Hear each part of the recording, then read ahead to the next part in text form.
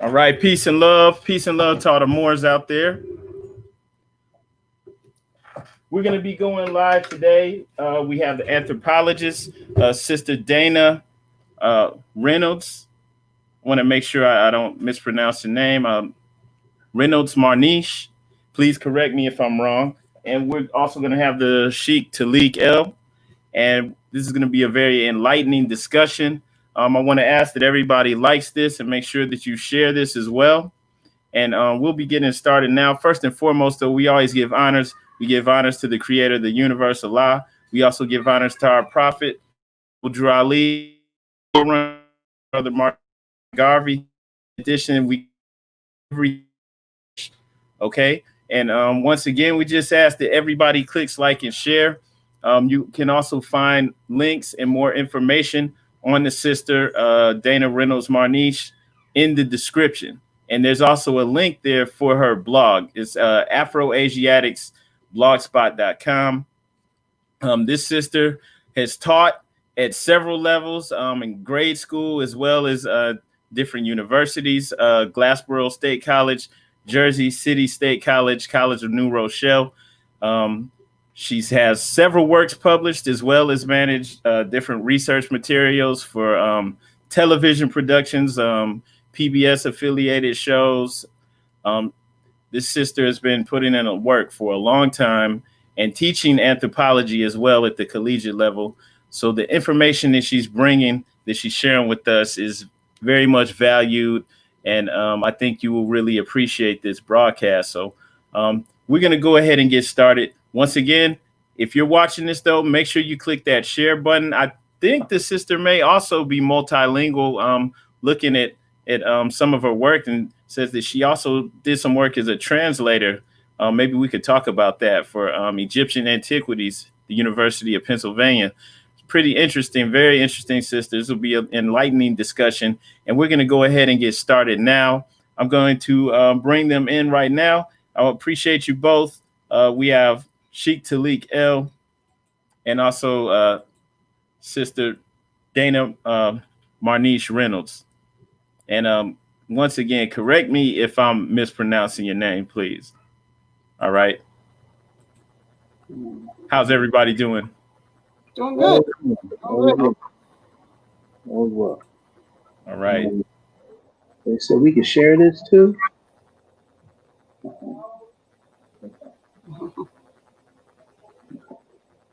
First, I want to thank Brother Moors in America, Brother Douglas L, and known as Sheik Ali, for allowing us to have this dialogue. I want to thank Sister Dana for coming on. I know a lot of people are a fan of her research, just some of the things she speaks about, and we want to take this time to actually delve into some of the things that she has spoke about in the past, and she has a recent paper that she wrote, and we want to actually try to discuss a little bit about each. I want to ask Sister Dana, could you tell us how did you get into the field of research that you are currently in? I mean, I started researching as a teenager. Okay, as a teenager, wow. Okay, yeah. What was it? What sparked your interest? I guess it was some texts my parents have around the house with Godfrey Higgins, Massey, and Theosophist type material. I don't know where I got. I think going to the library, my library here, I saw the J.A. Rogers works. So after J.A. Rogers, I got interested in. I mean, he's the one that wrote Negro. He wrote several, very necessary Afrocentric works that everybody should have in their library. Yeah. Nature Knows No Color Line. Right.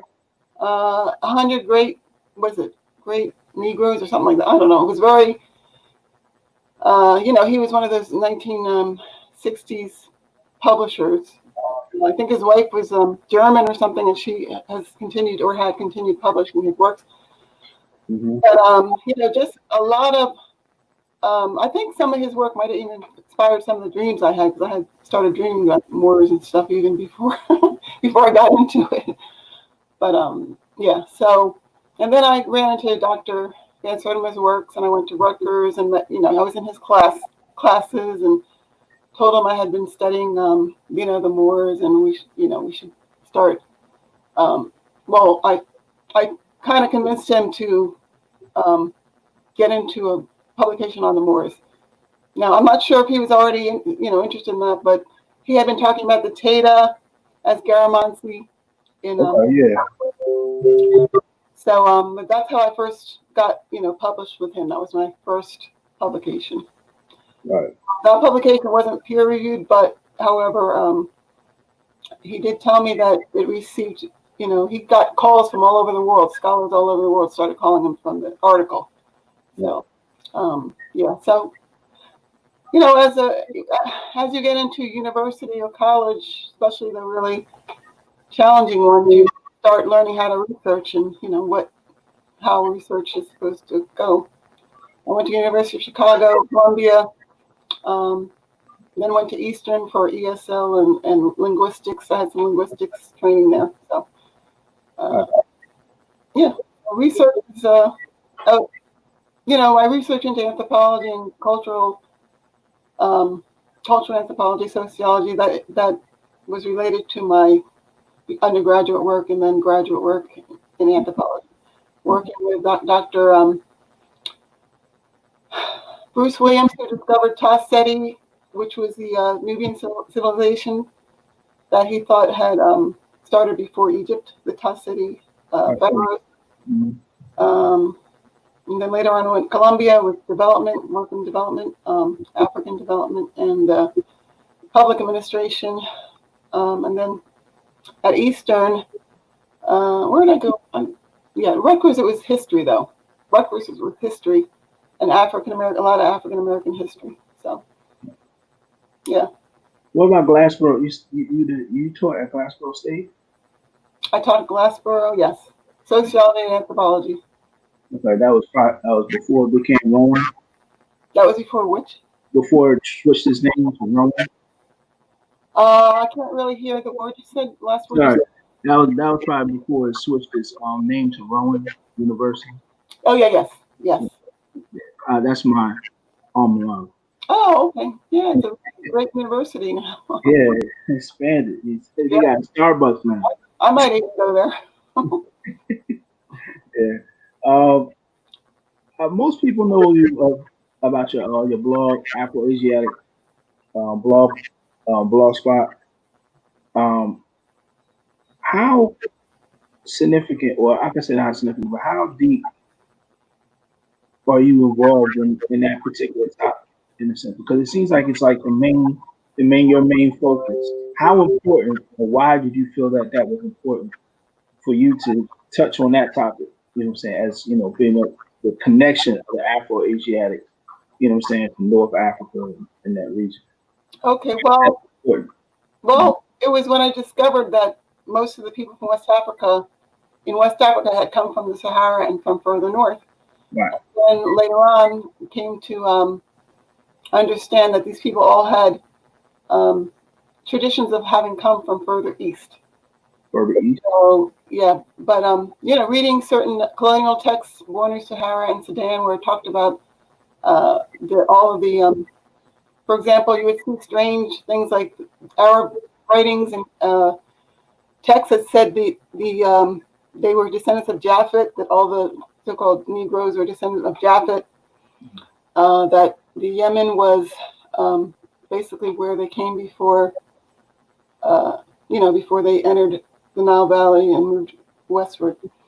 So all that stuff was strange to me, but then I was also, kind of spurred by meeting certain people from Arabia and from when I worked at Zahi Hawas's in his lab at the University of Penn.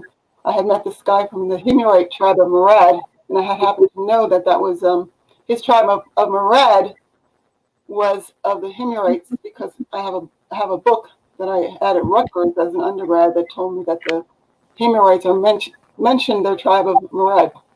So I started talking to him, and he told me about the book, The Bible Came from Arabia. Right. So I had told him that, did you know that the Berbers there's Berber traditions that claim that they came from the Himyarites, Adites, and that kind of thing. And he said, well, then I said that Josephus wrote about the Medinites settling in Africa in the Troglodyte region, which is Somalia and the Horn of Africa. And I said that it was interesting in that, and he said, well, we have an Arabic writer that says that all of the tribes of Genesis actually are mentioned, or actually were people or inhabitants of Arabia. So of course I didn't believe anything like that at the time, and I just scoffed it off. But later on, starting to, reread some of the Berber stuff and these colonialist writings, and Josephus, because Josephus is the one that talks about the Afar or Afrin and the Ifrin or Tuareg Ifarim people coming from Yemen under Ifriqish Tuba, meaning the Himyarite king Ifriqish. And Masudi said he was also king of Jericho. So where does that come from, that he's Yemenite and yet he's the king of Jericho? And later on I found that Jericho was in fact Iraq in Yemen, and that all the names of the biblical places, in the Genesis places, are found in the Yemen, extending up to the Asir area where we settled later on. Now, the thing is, a lot of people that speak those ancient Sabian-related dialects in Arabia today have traditions of coming from Africa before that. So it looks like it's a matter of a back movement into Africa after the time of Moses and the flooding in Marib, which is called in the Exodus Mariba. And so all the stuff just started to fit in, and that was what my latest book was about. The Arab tribes and who they were and their connection to the Africans. Now, it's not about Africans, it's more about the Arab tribes and their connection to the Africans as Hebrew people. Hebrew and people of Genesis. Okay. Yeah. Let's start there. The Bible in Genesis, and with these tribes. For many, will say that, and we'll talk about Afrocentric scholars, and many of them, they contribute to the Africans migrating into the place of Arabia, in those places in Jerusalem, where Canaan were first populating. Like some say that land was an extension of Kush. Can you hear me? Well, I have to just stop you there. But yeah, they most scholars believe that the Bible is a ruse, or the Genesis and all that tradition about Noah was a ruse, and most of those tribes, Canaanite and Ham, were Africans and that kind of thing. But what happened was there was a civilization called the Sabir, or Afro-Tehama civilization, that started back in probably before 4000 BC. We're talking about thousands of years BC. And by the time of the Bible, which is 2,000 years later, you had these different tribes related to Africans already in Arabia. And some of them had already, started moving up into Babylon. Some of them later on moved into Jordan and Syria. But those tribes that the Torah talks about, or the Bible, Old Testament, were located mainly in the Yemen. And that's why most of the African tribes, not most of the African tribes, most of the West African tribes, you read about their traditions of coming from the Yemen and having been subdued by the Assyrian kings and also later Nebuchadnezzar. So Canaan is generally thought to be in Syria, so is Israel, but that's not the thesis that I'm talking about. I'm talking about the pre-Greek. See, what happened was, and there's a question that was asked to me by a friend on Facebook, Sanika Bryant, and let me see, what did he say? He said,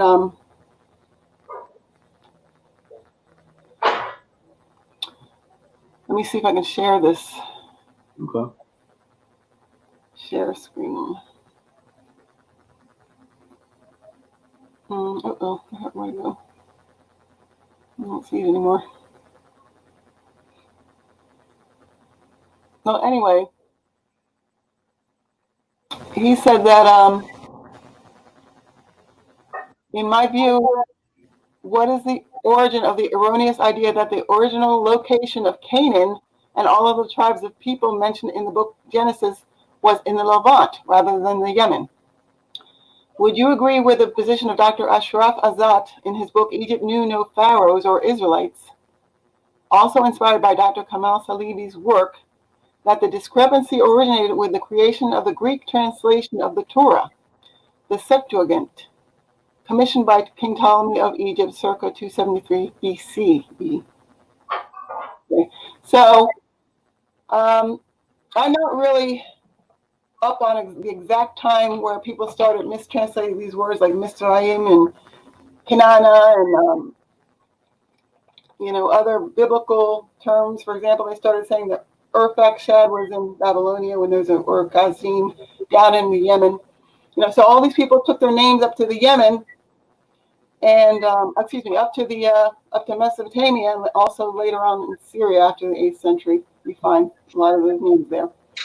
But I believe that a lot of it started after the Septuagint, or the Greek translation of the Torah.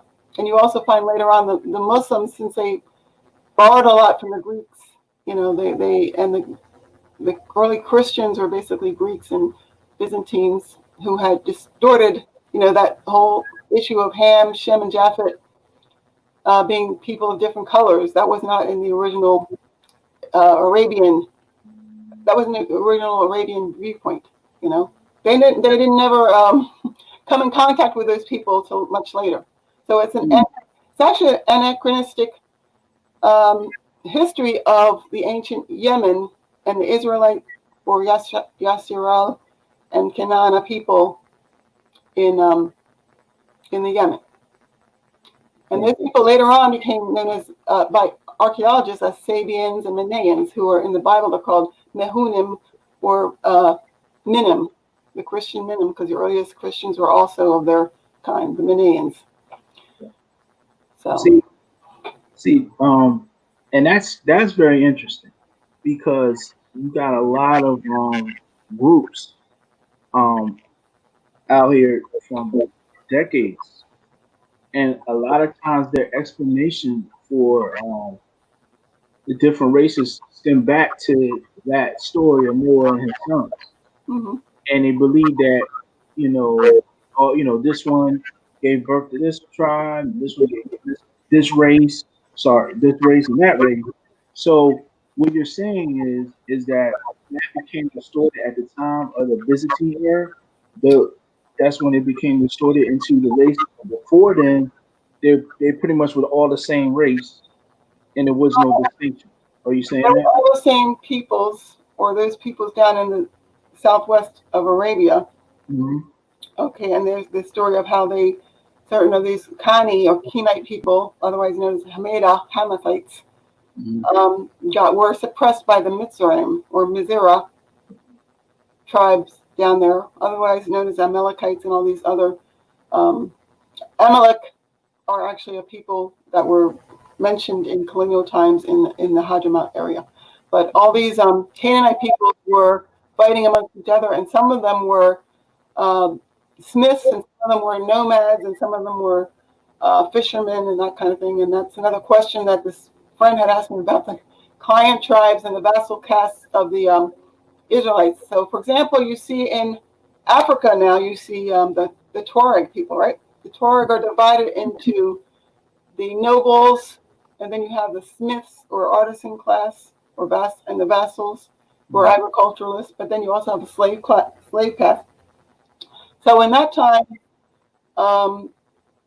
you had the same peoples who are. I mean, if you look at what the the documents say about where the Tuareg came from, they're saying that basically those groups were made up of Songhai and Philistine or Amalekite people were the ones that, most of them came in from the east and from the Yemen. Mm-hmm. Okay, so that's why Joseph has talked about Eudatus or Tutus, Titans. The Greeks call them the Titanic peoples, because of first of all, there were the idea of them being very tall. Like I said, the Tuareg, the true nobles of the Tuareg were very, very tall, like Watusi type tall. I mean, over 7 feet, and some of them still are over 7 feet. Yeah. Vassal clans who were made up by the Songhai or Zagai and Wangara. Same thing in ancient Israel and Canaan. You had these Canaanite people, Kanani or Kain, El Kain, they were called in Arabic. But they were the smiths and artisans of these groups, of basically Israelite. And those are the people that came to be called Cushites, because apparently they were the Amalekites didn't want to mix with the artisans and smiths, just like now. They don't want to mix with the fishermen and the artisans. Those nomadic warrior people didn't want to mix with those people, and that's why you have in the Torah translation of Moses, his people did not want him marrying a Kenite woman, a Himyarite woman. Or they happen to have had a land called Cush and still called Cush in Amran, the Amran district of Yemen. So the biblical Cush did not refer to Nubia, it referred to the people that were in the original Cush. Is there okay? Because if anyone were to, because right now you're shattering some people's reality right now. Yeah. Because we're told, we've been saying, well, that's Kush, Somalia, Eritrea, that's Kush. We get these ideas that these lands were named after these people in Africa, giving us a sense of connection to the Bible. Now, what it is, what you're saying is that these actual places took place in Yemen.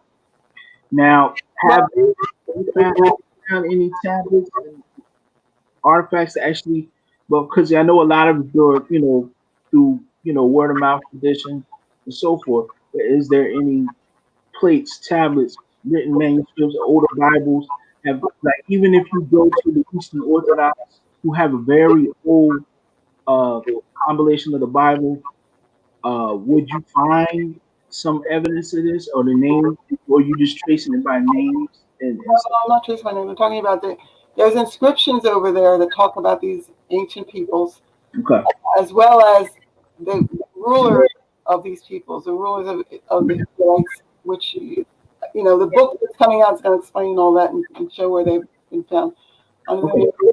Now the people in East Africa, a lot of them Somali and those kind of Bin Samal and all those people, many of them claim also to have come from Yemen, but that was later on, because the Kudman or Cadmonites were the first, supposed to be the first Somali in the Horn of Africa.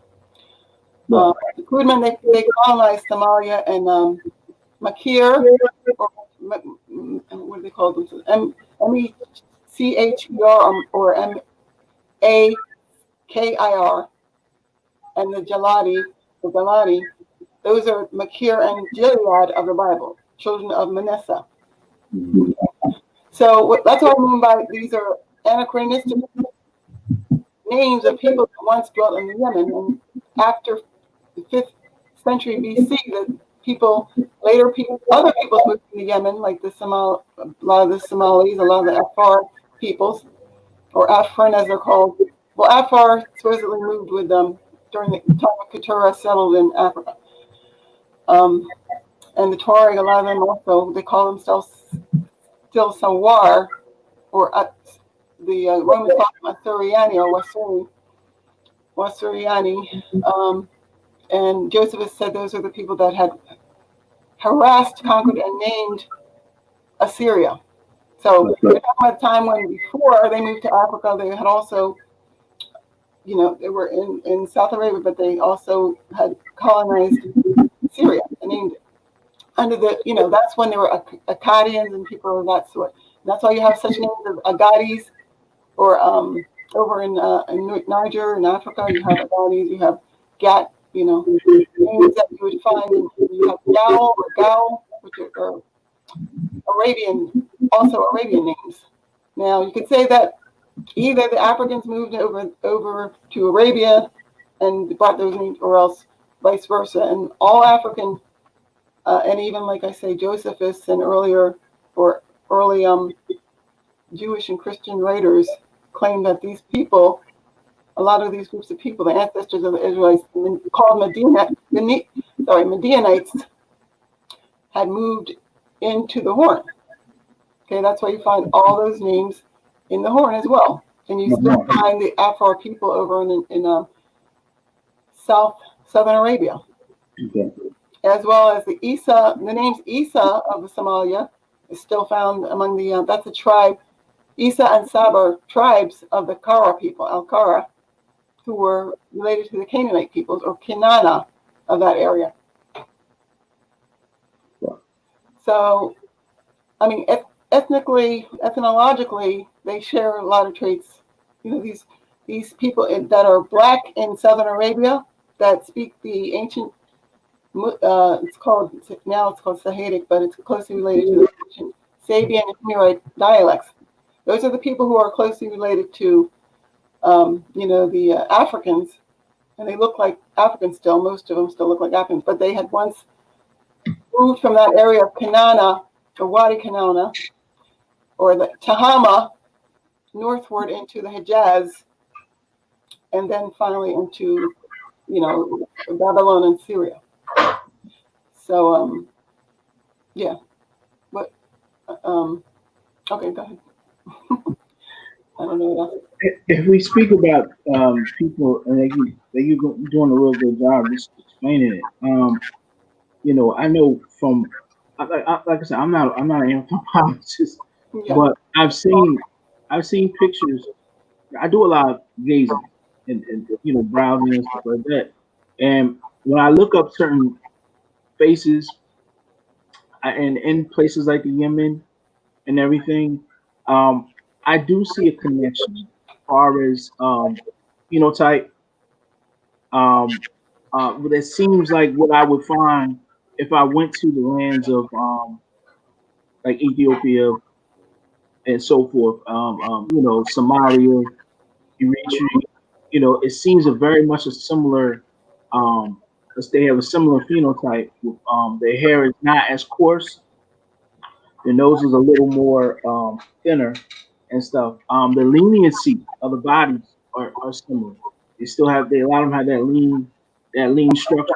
Yeah, now that's one population that was left in Arabia. Yes, you have that type of Ethiopic or Eritrean look, especially since, like I say, and I just said in my other interview recently that there was early Sassanid influence also in that area, the Sassanid Persians. So there's a lot of genetic influence from that area, the Persian, Armenian type of people, and that's why you see in Eritrea they're curlier hair than the normal Africans have, and not I shouldn't say normal Africans, but the original Omadic peoples, because the Ethiopic peoples in that area are, they're basically the same people as the Omadic people, but mixed with those early Sassanid people and the early, Greek also were merchants in the area, as well as the early Romans had settled there. So you do have a lot of admixture, just like you do in Sudan, where the Arabs had entered. They look a little different than other Africans. Now, further north, though, the Central Arabian area, you'll also see completely different types of Africans that were in the Jed. Much bigger bone, flat, giant noses, and or wide giant noses, and then you'll see you'll see that also in Jordan. You'll see bigger bone people, even though they're also mixed with other people. Jordan or the Jordan Valley, but in the Hejaz, you'll see or the Asir region or Jazan, you'll see very small Negroid people that look almost as small as the so-called San, or not San. So what are the pygmies? Their real names, I forget what they're called. Pygmies in like Chad. like that area in Uganda. Like, Congo, and I can't think of the native names of those very small people, but the Twa. Twa, yes. Uh, Yeah, you'll see people that size literally in Arabia, but they'll also have hair that's different, because they were also mixed. They have kinky hair. It's kinky but longer.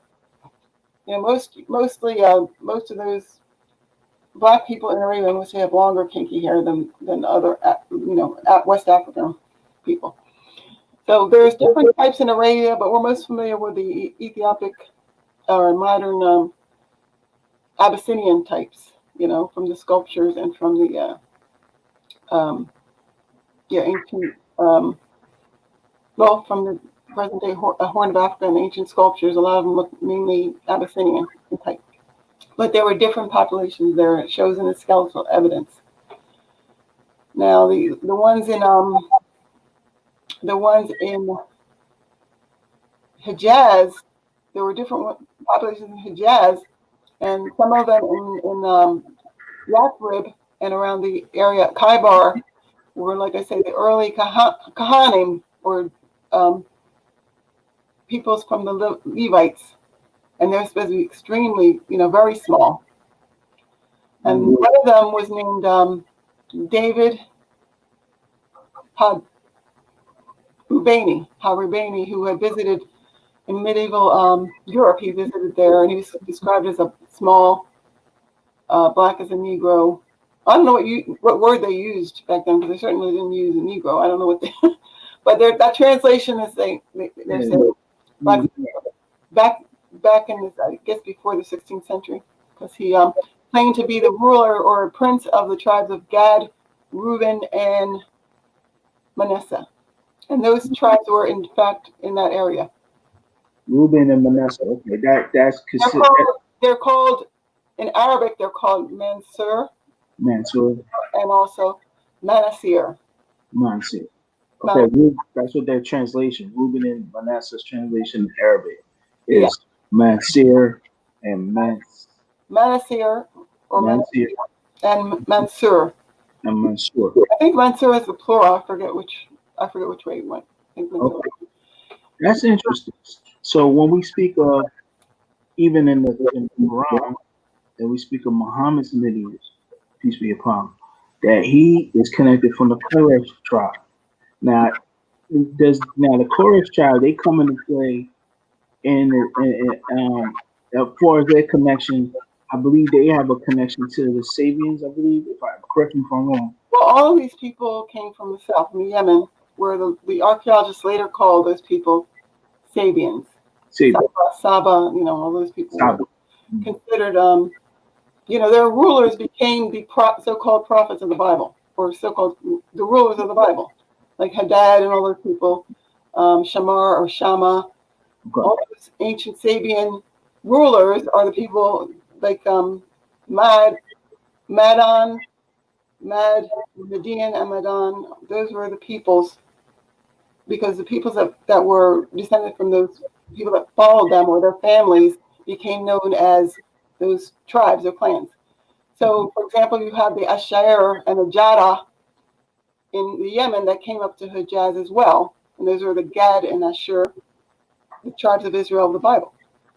Manasseh also came from the south and became Mansur in that area. Those are Manasseh of the Bible, or Torah. Beni Yam was down there, and there were Benjamin and Issachar. The Yashkur were Issachar, and so on. You have all these Israelite tribes that were down there in the area of Southwest Arabia, right across 19 miles away from Ethiopia, or the Horn of Africa. And those are the tribes that became known as Yisrael, because I guess anachronistically, there was actually that area, according to Kamal Salibi, Israel, or Greater Israel, extended into the Assyr area. And you'll find the Shaloah or Shiloh. You'll find the Shubael or Shobo. You'll find the Sharon or Shahran, All these It names of the Shahran and Shahran mentioned in the Bible. So that whole area, which was actually at that part until about the 19th century, that was considered part of the Yemen anyway. But so that would be considered the northern part of the Yemen. So what Kamal Salibi found is that the Israel was, or at least part of it, extended to that area, up into that area, which is south of Mecca, south of the Hijaz. So Asir Tahama and the mountains of Asir, extending towards Hajamat, where you still find Dan, or children Dan. You'll find Makir and Jalad, and those people all settled in Africa, and that's why you find Beta Israel, claiming to be from Dan in Africa, and the name Falasha probably also originates with the Al-Fulays that were a Yemenite tribe, better known as the Philistines or Philistines, and they brought the name to what's now Palestine. But what was your question again? Wait, I was just talking about the Quraish. Oh yeah, Quraish. Yeah, the Quraish. First. Mm-hmm. Quraish, though, are made from, first of all, they're bin Kanana. They're from the Khuzaimah bin Kanana, meaning the Canaanites. Mm-hmm. I mean, that's where the word came from. The people that founded Canaan were Kanana, tribes of the tribe of Canaan. But where the lineages of the Quraish are from the Sulaim, from the Khazraj, from the Aus, and many tribes that are, meaning the Uz, these tribes of Ansar, okay, from Al-Najjar, who were Jewish, from the Quraysh bin Kanana, who were related to the Al-Qara, further south, Al-Hun and Al-Qara, who came from further south as well. So, yeah, the Quraysh, otherwise known as Gerasa, are still black too. They live in Sinai and they live in Jordan. The Quraysh is still. Yes, they're called Gerasa in Sinai. And they're called Jordan. So I was shown this when I was working as a research affiliated research associate with the Caribbean Center for Caribbean Culture. There was a man named Daniel Dawson. He was the curator there, or director of curator of the exhibitions they put on. And he showed me there was a girl, one of his friends, that went over to Israel and Sinai, and she sent back pictures of these black Quraysh people, and they were complaining about being too black. And I said, well, these can't be Quraysh of the Islam, is it? I mean, I still didn't believe it. For a long time, I said, well, they must have just gotten mixed with Africans or something. Just like the modern Zionist Israel puts out that they're descendants of Africans. But you find the same people in the Jordan, and you find that, in fact, Wesley Muhammad, who wrote the Black Arabia book, he had said that he quoted, except that he had said that the Sabians were white, which is a whole, which just negates everything he said in the book. But the Quraysh, somebody had written, some scholar, other Western scholar had written about how the Quraysh they were asked why they were still so dark in color, and he said it's because we don't mix outside of our tribe. We don't engage in, exogamy. We don't mix out of the, we want to keep our pure lineage. Now, as I told you before, I'm looking at these. Yeah, I was going to ask that when you're done. Yeah, remember, I told everybody not to ask general questions because that's a very generic, and it took me a whole book to write about it. And it took me also two books, actually. Because one of them hasn't been published and the other hasn't been published yet. The other one's supposed to be published. The second one's supposed to be published before the first one. First one was published as an issue on West Africa Review. So if you want to know about West Africans, please subscribe or get that however you can. I know some of the Moorish groups already downloaded it and bought it. Don't have the copyright for it, so you have to buy it from that site, West Africa Review, that has the West African Moorish, a lot about those particular groups and how, and like I said, that's even being used by somebody at SUNY as a core of their Africana Studies program. So if people will have to get that there. Now the Black Arabians, like I said, this book that's hopefully the coronavirus thing will open up New York and they'll be able to distribute that book. I'm sure it's already been published. I mean, they're already finished by now. They probably just have to typeset a few things or get a few permissions or whatever. But that book is going to talk a lot about the Arabians as African-related people and also their connection or direct connection to the people of Genesis in particular. All of the people of Genesis, not just the Ham or whatever, Canaan and Moabites. All the people of Genesis were black. There were no other people. They were based in South Arabia first, and they moved into Babylon and Africa probably around the same time, because some of those places in North Africa or in Wargla and some of the places that the West Africans claim to come from first before moving southward were said to have been founded during the time of Bilqis, or the Queen of Sheba. So, yeah, so they were already Israelites, which doesn't mean they were Jews, but they were Hebrew of some sort, or the people that later became to be called Hebrews. And that's why when the Arabs came in, later called Hebrews. Huh? They were later called Hebrews, so they were known as what again? In other words, the word Hebrew comes from the word Abir, who were people called Abrain or Abir in Hadramaut. In fact, there's still an area, in that area called Abrain. And Peleg or Aphalaj. So these people, the Pelegites and the Shemites and Khatan people, they were one people, and they gave birth to the other people that moved across back into Africa, settled along the Nile first, and then moved westward, starting in the before 1000 BC. They started this movement because that's when apparently around Bilqis time or right before around the time of Solomon, before the time of Solomon, they started moving out, or they claimed that as a consequence of their kings fighting each other, they started moving. Among them Harun, Taras or Jethro, and Korah, the Levite. All these are Levitical peoples. So that's what the Tariq el-Fatah says. That's why I keep telling everybody we have to learn Arabic. You have to learn the black man's language. That's the easiest language to learn. I mean, you can learn Hebrew too. That's a Canaanite dialect. The Arabic came later, but it's in the Arabic text that they tell you, the Arabic text of Africa, the Arabic text of other countries, they tell you who these people were and how they're connected to Africans.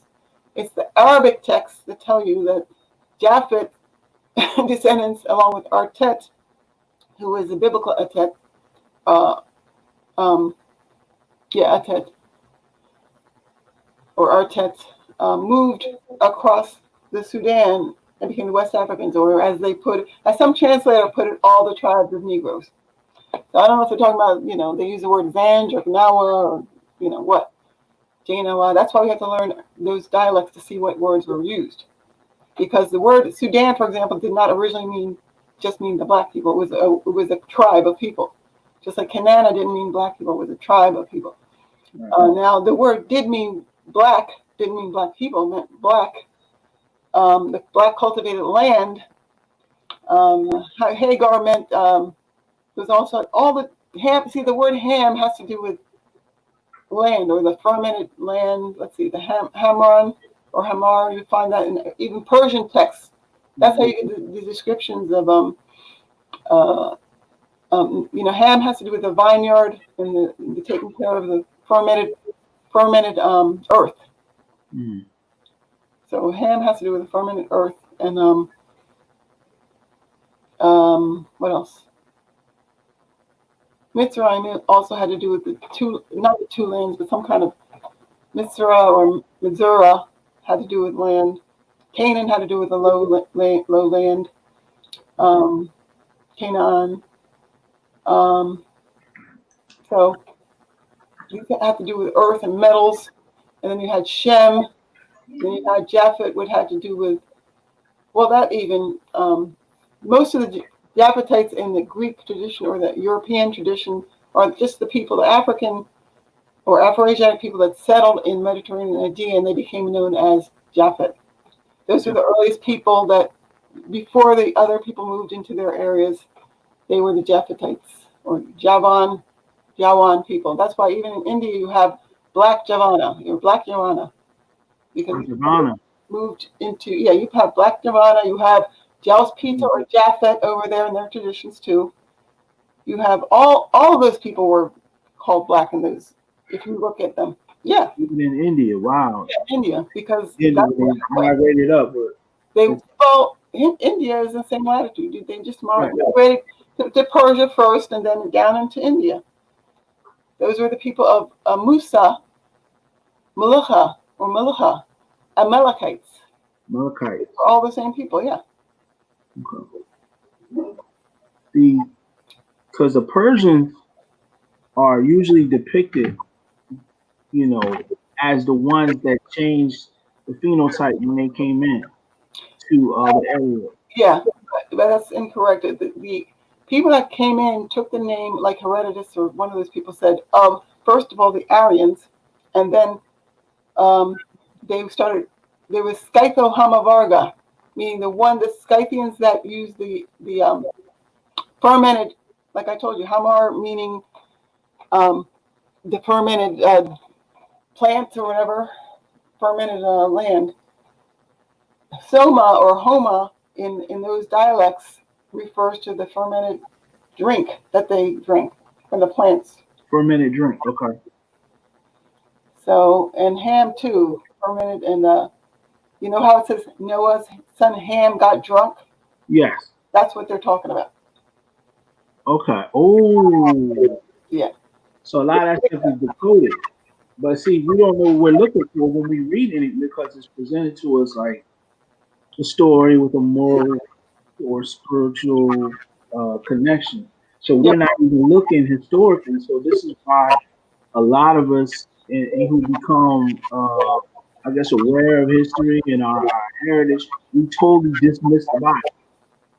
And that stuff is fantasy. None of these people existed. And, you know, and I was wrong. I was like, hey, ain't none of them exist because you can't find it. Because the thing is, one person will say is you can't go over to it where Israel is at and those lands, you can't find any bit of archaeological proof that these people existed.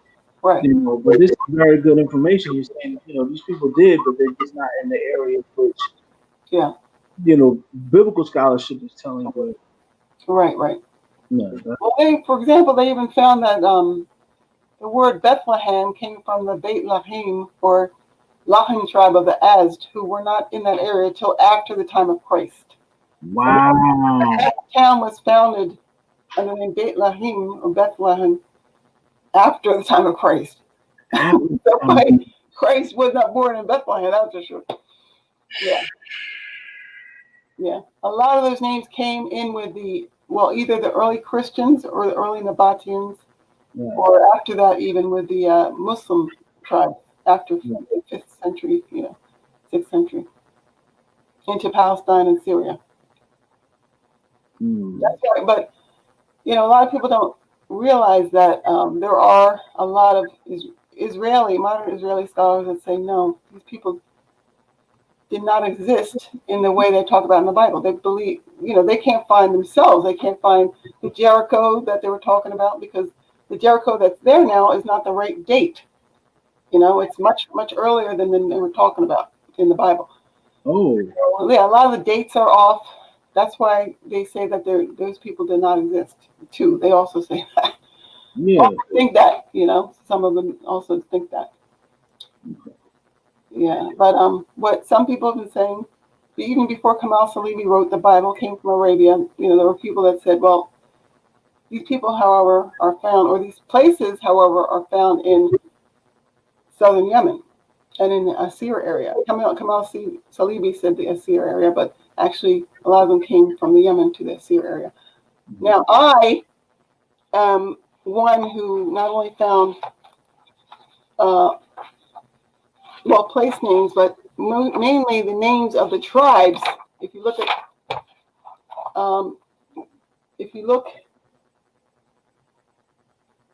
at this book, That's it. The history of the yeah, the Tariq al-Tabari, he wrote Muhammad at Mecca, or the volume 6, where it talks about the lineage of Muhammad, and it describes all the tribes of Yemen. Okay. Actually, they are.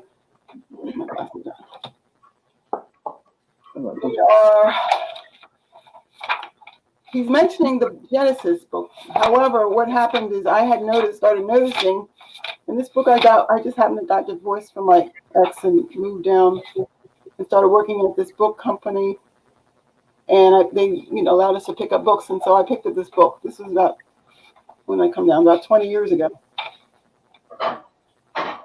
Yeah, 20 years ago.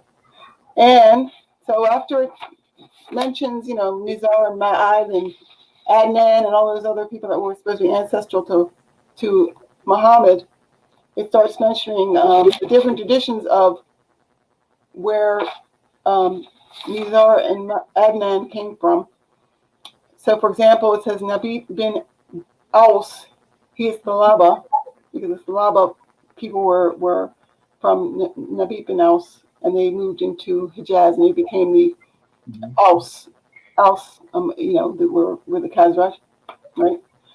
And so, like I was saying, Khazraj were in part the ancestors to Muhammad's Quraish tribe. The lineage of the Sulaim and of the Nabit or Nabatians were ancestral to Muhammad's tribe. And it says, son of Bura, son of Shuha, son of Yamana, who is Kamwal, meaning Camuel, okay, who lived in the time of Suleiman bin Daud, meaning Solomon, son of David, right? Then it goes on to mention all of the tribes of Genesis. Kazdana, who is Muhalam Dual Ain, Kazdana being Kased. If you look in the Bible, Chesed. Bin Hazana, who is Huz or Hazo. Okay. Bin Bildasa. And these are names of the Yemenite. These are the spellings of the Yemenite tribes. The Yemenites often prefix their name with Ba or Bu.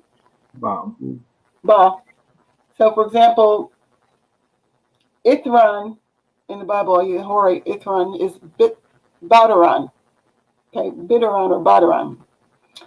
And he's also the ancestor of Berbers too, Batar al-Batar, who is a Canaanite. Yeah, Batar and Baran, they're actually Ithran and Aran in the Bible. That's why they say Horites came over, like Quran and Ishban. The Arabic texts tell us that they came over into Africa and into Fezzan, and that they were ancestors of the Berbers. So, but these also happen to be the spellings of the ancient or the Yemenite tribes. Even today, many of them are still there. Okay. So Banda, who is Elda, meaning Elda. And then Hameda, who is Hamdan, who is Hamdan. Hameda, or in the Bible, is Hamdan too. Hamdan, who is the son of I think he's son of Dishan. So it says, Hameda, who's known as Al-Awaj, was his horse, and the Awaji breed of horses ascribed to him. Son of Bashman, who is Yashbin. Now this is Ashiabin, or Eshban of the Bible. Yeah. So you find all these tribes mentioned together. Hamdan, Eshban, Ithran are mentioned together. Hamdan, son of Beshman, son of Bethran, or Ithran, son of Bahran, or Aran. If you look in Genesis, you'll see all these tribes mentioned together. So these happen to be the names of Yemenite tribes, even today. Many of them are still there. As we well know, okay, so it goes all the way up to Aram who is on the beat, who is son of Kedar, Kedar, son of Ishmael, son of Abraham, such and so on and so on. Okay, but it just so happens that we know from the Bible that the Edomites, these are all Edomites who African Americans are trying to say were white. Okay. Yeah, right. Yeah. These people came from Canaan. That's why, like I said, Zibian is called a Horite. He's also called a Hivite because the peoples were settled in the area of Edom. Dama, still meaning the Red Mountain, That mountain. to Kenana, okay, in the Abu Tahama area in the Yemen. So we know Edom was called Esau. Now, Esau, according to colonialists, is the name of a tribe called Isa. As I was telling you, the Isa also settled in Africa, where they're still called Isa. These words don't mean anything about red. It means the goat, refers to the goat. And most of these names refer to animals because, you know, they were totemic people. So they're related to certain animals. And not only animals, but since the animals were their way of kind of displaying the stars and constellations. But anyway, Edom was next to Israel. It was the twin brother of Jacob, right? Esau was a twin brother. Was it Isaac or Israel? I mean, Isaac or Jacob. I forget which one. But anyway, all these people were in the same area in South Arabia. Okay, they still are there. Keturah, the Beit Keturah or Al Katira are still in Southern Arabia. They happen to be still pretty much black or Ethiopian looking in color. And they're next to the Afar or Afaria tribe, who in the north became, in Africa, they're still called Afar, you know. And those people, according to Josephus, are the ones that crossed into North Africa and other, I think it was Eusebius, and they said that they named Ifriqiya for the area of Carthage and, you know, Tunis, yeah. So that's why, anyway, you know, it's just so much information. You can't like in 1 hour or whatever, but all these people are still basically, the names are still there. Many of them are still black, and if they're not black in the Yemen, because, you know, a lot of intermixture took place, especially in the last 600 years in that area, just like in the rest of Arabia. Now, I do want to mention, for example, in the Assyr area, you find the tribe that started coming in, the Persian tribes, Iranian tribes started coming in the time of, you know, Islam. And even before that, you have the tribe of Munabeh, Wahb ibn Munabeh. You know, they were intermarrying with the Himyarites. And you have a whole group of places in the Assyr area that the people look just like, they still wear the hair, the flower hats of the ancient Indo-European tribes in North India. They still wear those types of things around their heads. Now, some of them are mixed with the African or Afro Asiatic people that were there, the true genuine Arabs that were there. But they're all the tribes of the ancient Arabs as well, because basically these people mixed in with the Arabs. And now further south, you have still the black people, like the people that were described as stamping their feet in the dirt, and the Tahama, the Abs, Yabs, or the Jebusites, and all those other, you know, Israelite Canaan people in their original black form. You have the Dawasir groups.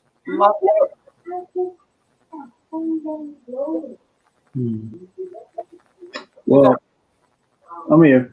You have Dawasir groups in the Assyr that are fairer skinned in the Assyr, but in the central Arabian area, they're still, you know, black. And they're actually, a lot of them are black giants. And those are the people that had come, you know, that came to be called you know. When you say black giants, you mean how? What height are we talking about? We're always talking about over 7 feet, you know. Over 7 feet? Well, and I don't know what they are in that area now, but I know that the colonialists, when they described them, they said they were very tall, like giants. Now, the original ones, like we know that the original Azd were in the area between 7 feet and 8 feet, or over 8 feet. because some of the leaders of the Azd or Ansar are described as over 8 feet, like Ubadah bin Samit, who said he would bring 100, he would bring 1,000 men of his people from the Hijaz with him that were blacker than he was. The Azd were supposedly, if you look at this book, another book that everybody should get. I got that on. So it talks about the different individuals, leaders that were described, how they were described. Yeah. And for example, Ubadah was tall black giant, and all of them. Well, the Khazraj in general, apparently the Al-Mutalib and his brothers, they were all black. Looked like, what was it? Looked like black camels circling the Kaaba. They were giant, they were said to be huge, giant men. Will you hold the book up one more time? Yeah. So camera right there. There you go. Unknown Arabs. The unknown Arabs. Not Arabs, but by Tariq Berry. Yeah. Tariq Berry. Yeah. These, you're familiar with the concept or the idea of the Philistines. Of the what? The Philistines. The concept of the Philistines? Yeah, the biblical Philistines, and when they were Goliath. The Philistines, yeah, Al-Fulayh, yeah. Yeah. Is that any race? Definitely, is there a connection to them in the giants? As I had said in other interviews, the Jewish Spaniards, some of the Spaniard Jewish people, called the Almoravid dynasty the Philistine dynasty because it was mainly a Tuareg dynasty. And as I said, the Tuareg were extremely tall. Okay. They were descendants of the Canaanite people that were called Amalek, and in Berber tradition, Amalek and Philistine, or the Anakim, they were all the same people. So they were the original people of the Tahama before, the Himyarites came in, or Hamor, king of Canaan. Himyar is Humer, or Hamor, king of Canaan. So you're not talking. That's why I said we have to. Now I'm trying to say we have to get away from the terms that the European, the translators make it seem as if these were legendary type people, but they were actually talking about literal, giants, historical people who are still living. Israelites were never lost, especially the Israelite tribes, Jada or Gad and Asher or Ashur, Zebulun or Zabala, Manasseh or Manasseh, Beniyam, Benjamin, all those tribes are still known under their names in Yemen, and in some of them are still in Jordan, Gore. Black in Gore, the Gore area is a very important area to study, because those are people of Jordan that they're trying to make into descendants of Egyptian soldiers and all this other nonsense. But they still have the names of the original peoples of that area, like Kenana, Salamian or Sulaim, all the early tribal names that were in that area. And I just happen to know them because I studied. And apparently, the modern archaeologists are not interested in the medieval text of the Arabs and who was there. There are some of them, like the Moshe Gil, who wrote Palestine under the Muslims or something like that, under the Muslims or Jews in Palestine. That's how you know who moved to the north and why they were called such and such. From the Yemen, the Al-Jarrah tribe of the Tai moved from the Yemen to that area. Many other Yemenite tribes moved to that area and they crossed into Egypt. And they were described by people of that time, So we know how they were, what they looked like and what they didn't look like. I got a question. Boys in America asked about what about the so-called undesirables in the Yemen? There was a video of a newscast. I don't know if it was Al Jazeera or who was, but they were talking about a group of people in Yemen who were labeled the undesirables. And the problem, one of the issues is that they're considered a very low class. Well, there's been a whole group of Africans that were brought into the Persian Gulf and Arabia in the last 300 years, 400 years. Okay. So that's who they're talking about. And some of them actually have mixed with the indigenous Arabians too, but most of them are descendants of Africans, recent African people, or a lot of them are. I'm not sure if most of them are, but a lot of them are definitely not Arabs per se in the in the sense that they talk about even the genuine Black Arabs. They're descendants of Africans. Okay. So there are groups of Black Arabs over there still, or I shouldn't even say Black Arabs because that's like saying Black African or Black Negro. The Arabs, the genuine black-skinned Arab or near Black Arab is still found in regions like the Tahama, in certain places of near Oman, in Oman. Even though there's also a lot of slavery brought a lot of Africans into Oman. But the bulk of the slaves before the 17th century and 16th century were from other people, from the fair-skinned people, from the Persian or Iranians, from the Syrians, from the Turks, and from the, even the Slavic peoples. And of course, that's where the word slave comes from the Slavic people. So, but in the last, 400 years, there have been a lot of slaves brought from, and then that's when the Europeans got into the picture and they started that emphasis on the African as a slave. Yeah. And a lot of that had to do with getting back at the Africans for taking them as slaves too, from what I've read in Thomas Pellow, in a book by Thomas Pellow. Yeah. And I wanted to I wanted to talk about that later too, because that's something that that's an issue that hasn't been a point or perspective that has not been brought to light. But what I want now is to talk about kind of like a migration to like these areas in Africa, like Libya. We talk about their Canaanite connection and possibly Moabite connection, because you don't hear too much about the Moabite people. You pretty much get like a brief depiction of them in the Bible. You get the Moabite or Ma'aba was just a small town, and then the Moahite people came out of later on, much later, came out of the Yemen into Jordan, and during the Islamic era, they came into North Africa.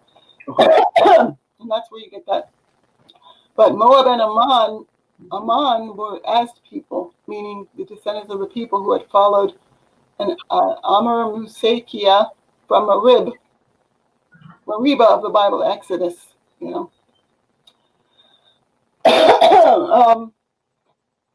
So the Umman moved eastward into the Najd and then finally into the Persian Gulf, and the other ones, other Aztec people moved north, as I said, to become people like the Nabateans and the Ammonites, or Amman, people who founded Amman. Now the remnants of those people moved into the Gur, and that's where you find a lot of the people that look like that big, bigger than the other, Himyarite people. Nabateans and Azd and Els and all those Amorite people are supposed to be bigger than, The Nabateans are the people that were called in late Babylonian texts the Amaru.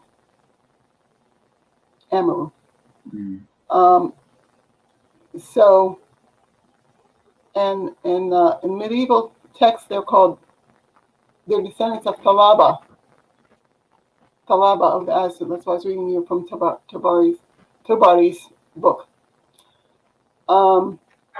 But these Nabateans, by later on, they were intermixed with not intermixed, but their settlements were intermixed with Armenian people and what do you call it? Or Parthian people, I should say, who became a lot of them became Armenian, as well as Greeks. They settled in that area, and when you see people showing sculptures of Nabateans and stuff, you often see them showing these Greco-Roman people and other people that have nothing to do with the Al-Nubait or Nabit. Now, the word Nabit or Nabatean became a name in general for the Northern Arab people, And it came to mean, because all these people were black, it came just simply to mean black after a time. Mm-hmm.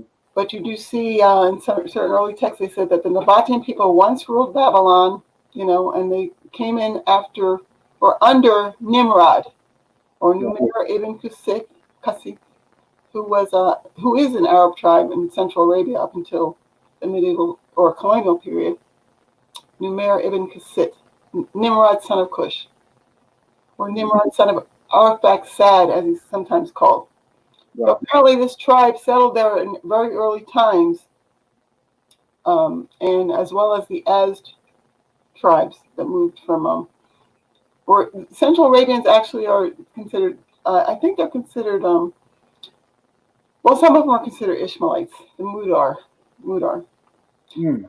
So they'll say in some Arabic texts, they'll say Ishmael was descendant of Peleg or Falaj, while the southern Arabs were descendants of Khatan or Joktan. So Joktan and Falaj or Peleg were the two sons of Shem, ended up being the two sons of Shem in the Torah, in Genesis.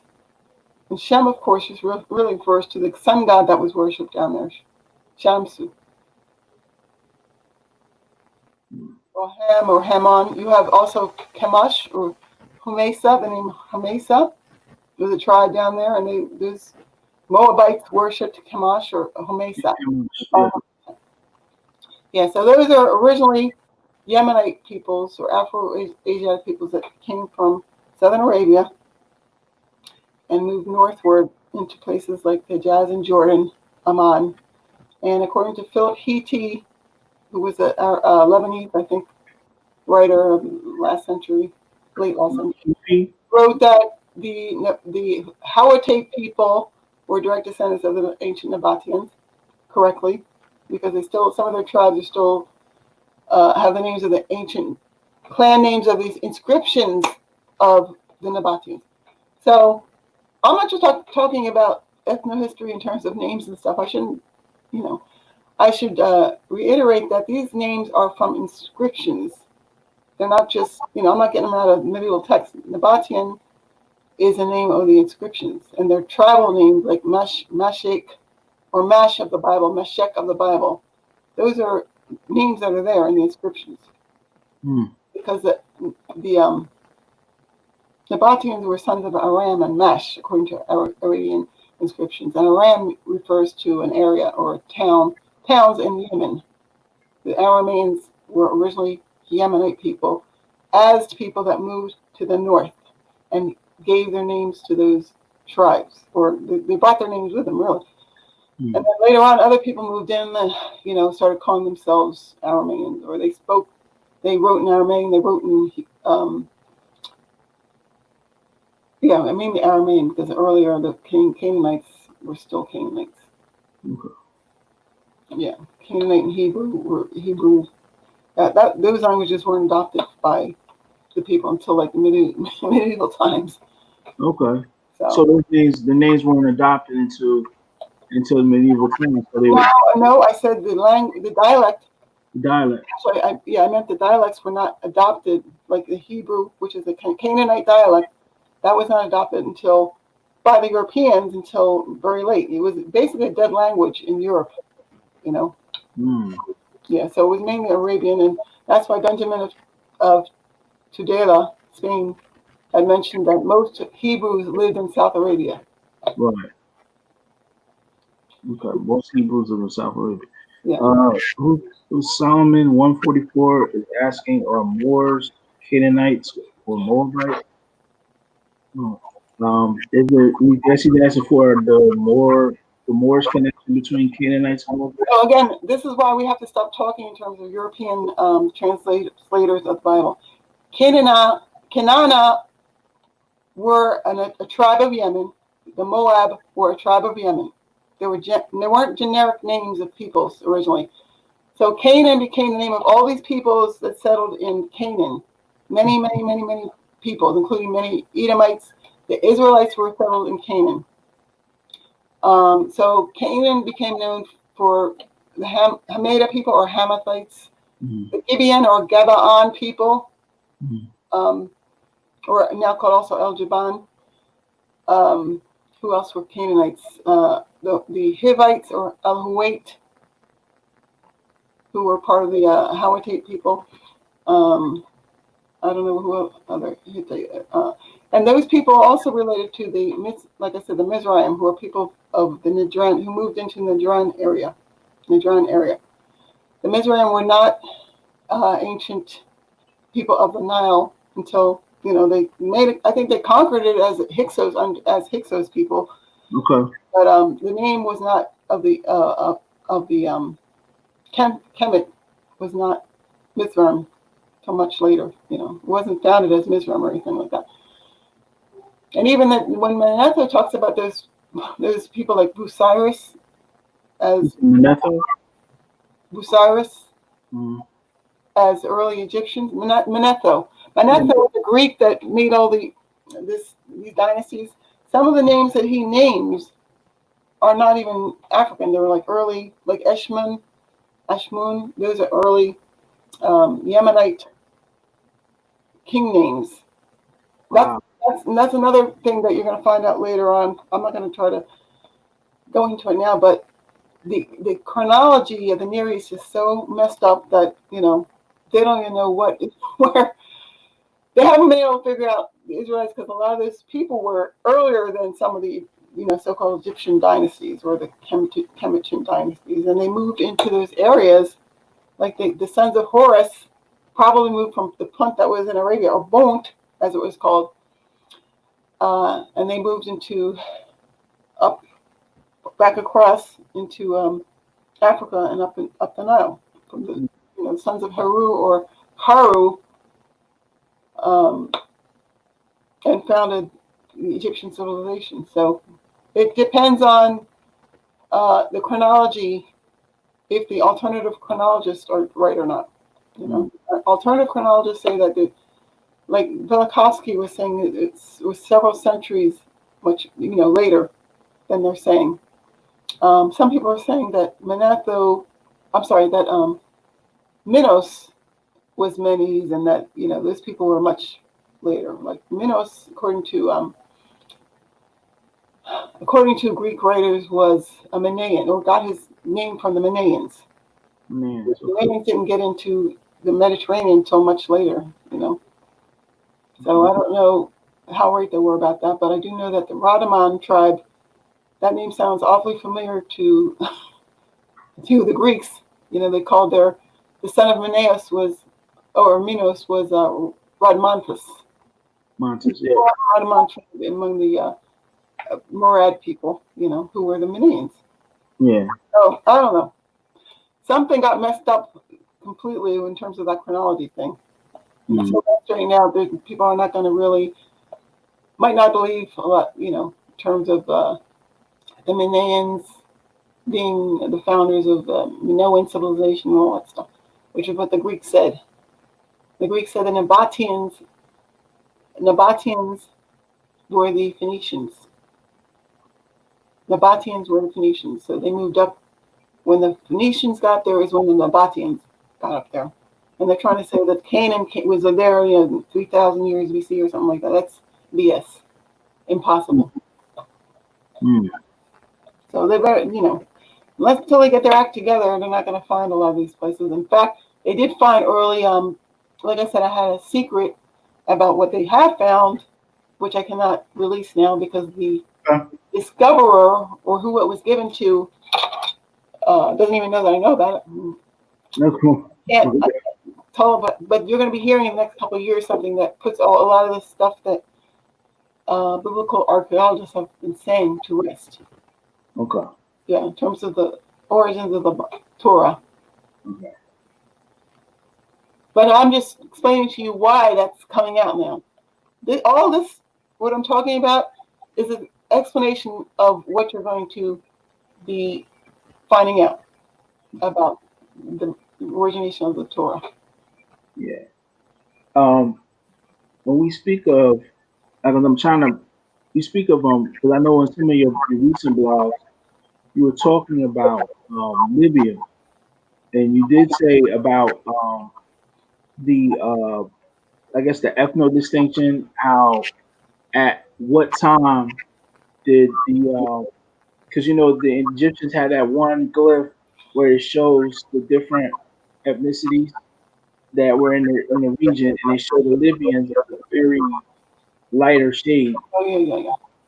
Could you describe or maybe say what? Well, again, now I have some of this in the Golden Age of the Moors. Yeah, I have a lot of that information there, but what archaeologists have discovered is that the original Timahu came out of the Tehinu. They were the same people, and they were all originally dark-skinned. And then later on, when the people of the sea came in, you find people like, but they were not even wearing. Some of them were not even wearing the braids of the original Timahu, and the side blocks, whatever.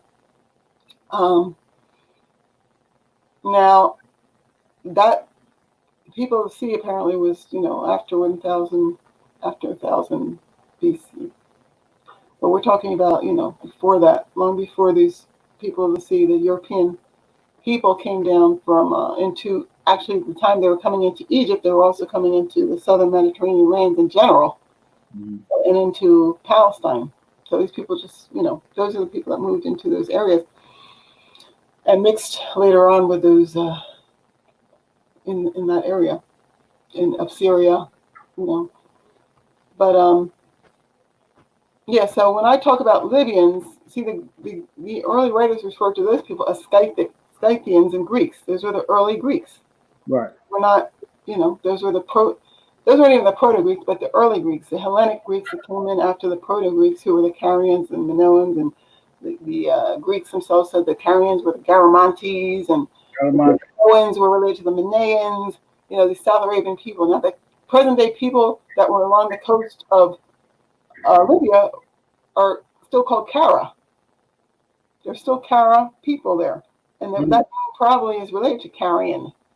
And even further west, as I was talking to another Facebook friend from Morocco, the Icarian were part of the Corsairs, Barbary Corsairs. People, or Iguela.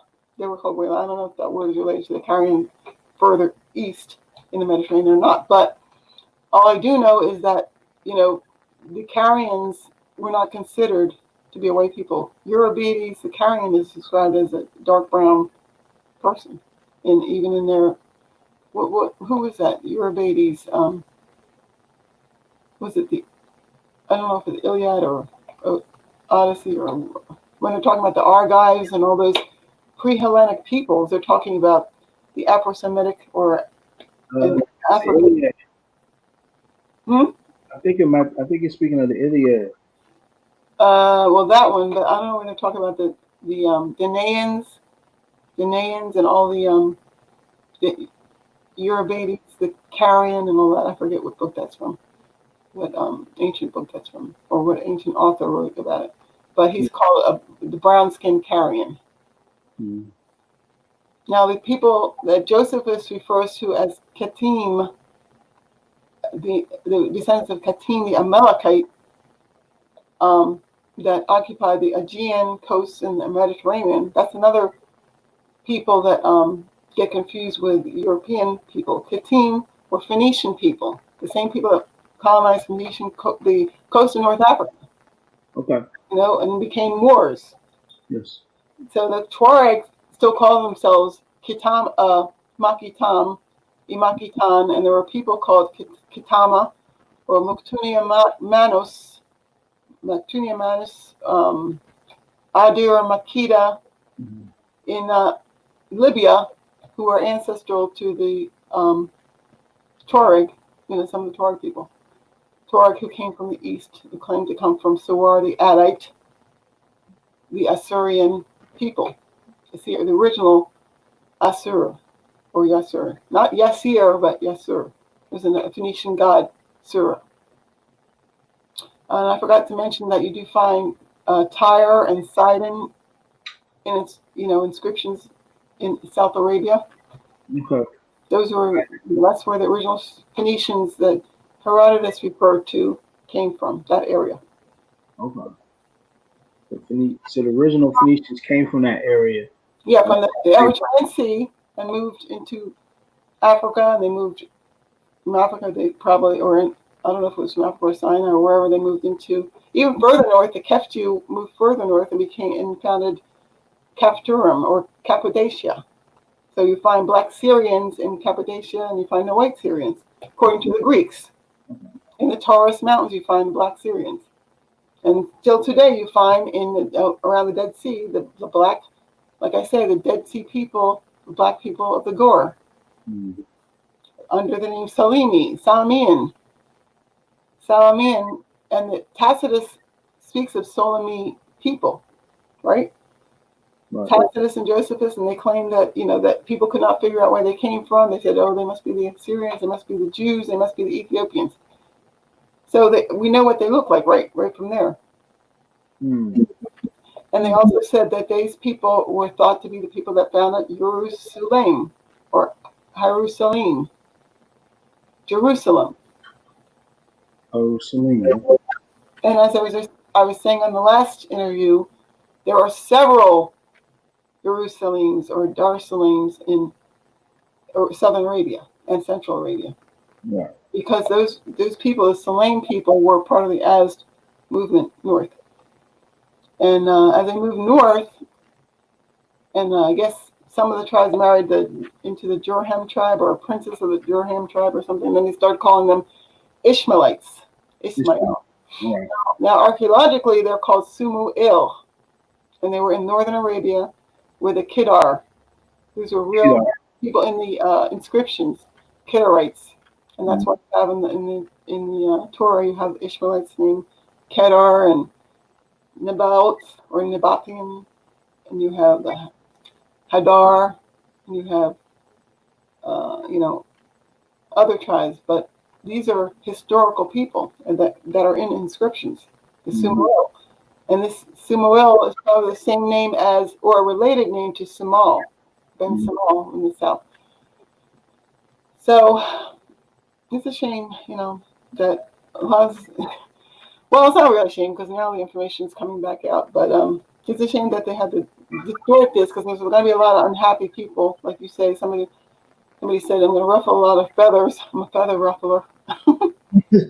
But and when the book comes out, yes, it's going to ruffle feathers. But I would like to see somebody disprove a lot of the information in this text coming out.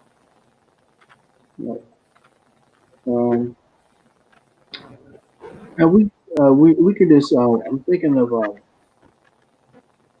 because I know put out a paper recently and on fair blackness. And we're pretty much, because I'm getting a lot of questions about the war and stuff right now. So pretty much what moved you to come out with this paper? Is basically saying to prove the ethno connection?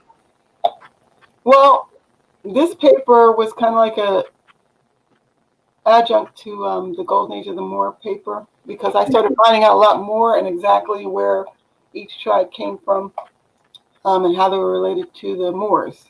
Because I wasn't sure, well, if the Masmuda were black and if the Sanhaja were black and the Kitama and the Sanada were black, where do these people go to? Right. And I didn't know how they were connected to West Africans and Central Africans. So this paper kind of explains how they were related to them. So the Arabs said there were 3 major Berber tribes, and otherwise they say there were 5 major Berber tribes. And those Berber tribes, they say, were descendants of the Sabians, right? And they're usually said to be the Hawara, the Zanata, Sanhaja, Masmuda, and then I think Tutama.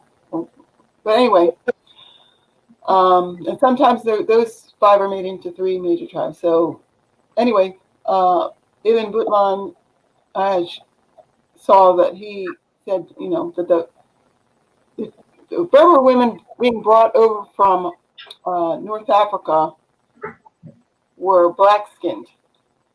Right? He said they were black-skinned while the Beja women were golden skin color. Okay. are Nubian women. So we know what the Berbers looked like in that time, right? We also know from, I keep mentioning Abu Shama, who was mentioned, I think, in the Golden Age of the Moor by the Runoko, or somebody who wrote about Abu Shama, the 14th century writer, how he said the Masmuda Berbers were black. And the Masmuda were the people that were the majority of the original Moroccan Berbers. And they were also, as well as the Nada, who Ibn Khaldun talks about. Now, Ibn Khaldun says that the Nada, in his time, were the majority of the Berbers. And he says most people that said that the Berbers were black descendants of Canaan, and that they were black because of a curse.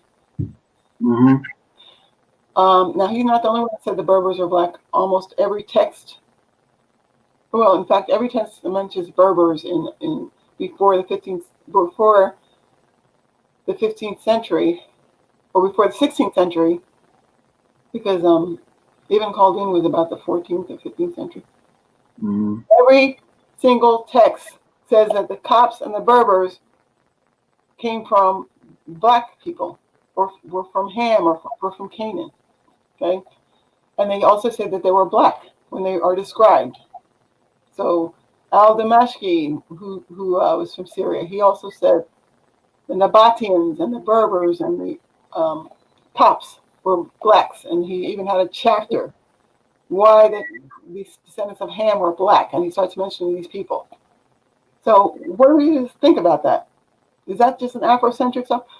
So they'll say, oh, they didn't really mean black when they said black. Okay?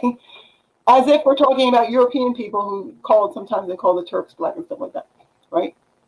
When Arabic speakers spoke of black, they used words that meant black, not tawny, not green olive, or Right. yellow, or Mediterranean olive, or tawny. It just meant black. And that's why when Isidore of Seville talked about the Moors, he said they were black as night. No. Isidore of Seville, 7th century Spain. The Moors invaded Spain before 7-11. Muhammad. Yeah. Islam, they were in Spain. So he should know what the Moors look like. Mm-hmm. Even during the time of Carthage, the Hannibal, he knew what the Moors looked like. Mm-hmm. And those people, the Hannibal, were two people, like most of the North African Moors, Tuareg and Gorain or Kara. Or also called, there were actually three people, Zagawa or Zagai, Kara, also called Gorain or Karan. I don't know how to pronounce it, Kareem. And then the Tuareg, or they were called themselves the Maziks or Mazaziks or Mazata. Mm-hmm. And those were the people, they were specific people. Maziks was the name of a specific Ethiopian people. They had javelins, they rode camels, they had wrist knives, and they had long robes. And those were the people that fought mostly against the Romans, because the Romans did something with one of their chiefs, and then they went absolutely crazy. And continually over centuries, several centuries, they invaded the Roman parts of North Africa. And so when they talk about, when Martialis talks about Moors being woolly hair like a Moor, he uses this phrase, woolly hair like a Moor, he's mainly talking about them, the Tuareg. Their hair was and mostly is woolly hair. Now, the Tuareg also, like I say, Claudian referred to the Moors or Nasamones, Berber Nasamones, now called Inusamani, Cal Inusamani, a Tuareg tribe as Ethiopians, giving Roman women of the Levant to their men.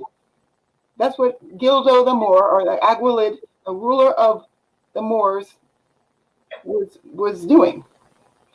So very early in this Byzantine period, or 4th and 5th centuries, the Tuareg were already, marrying with They're concubines because they do marry their concubines too. They're slave concubines, both black and not black. Still, but at that time they were taking mainly the white Roman and other European concubines and mixing with them. That's why we have Tuareg that are, relatively fair skinned. I mean, lighter than me. Some of them are lighter than me. Most of them are still dark though, like you and me, right? And you also have the Tubu, the same thing. Some of their tribes, the Tubu, Tata, or Goran, because they're the same people, Goran, who stretch to Arabia as well. See, that's the problem, is that a lot of these tribes that are in the Nilo-Saharan speaking tribes, their names are also found in Arabia as well. And MacMichael, who wrote History of the Arabs in Sudan, also speaks about that the Quraysh people were also in the Wadi Aslam in Arabia. But we don't know what languages they spoke originally. I don't know if it was, Nilo-Saharan might have been over there for all we know, Nilo-Saharan speakers.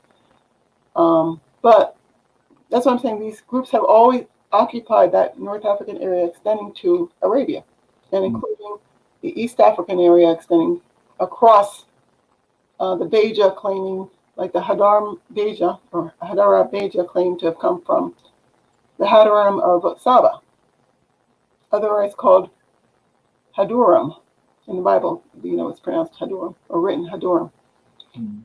So the name Beja or they're also called it's also written Buga, or in the Bible, I believe that it's the same as the Begui or Boot, Begui of the Bible too. Begui, Begui. They're called Bega. It's written Bega in some Arabic texts, and also Beja. So I believe those were the Israelites or Judeans called Bega as well. Begui over there. And you find many, many names like that spread, in the Beja, among the Beja tribes, as well as Central and West African tribes. Okay. I was just looking at the name Kanuri over in Arabia, which sounds to me a lot like the Kanuri, who claim to be, Israelites and were Jews. But you just can't make conclusions out of words that sound the same. You have to do the research, right.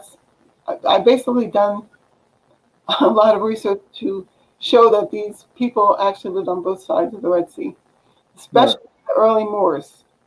Early Moors, even in the Greek times, they were saying that the Marmarica, who included the Nasamones and other ancient Moorish tribes, were called sons of Arabs or children of the Arabs. So I don't know why they would get that. Now there is the fact that also everything east of the Nile was called Arabia as well, because those people were the same. Of course, Meroe was said to have been inhabited by the Sabians.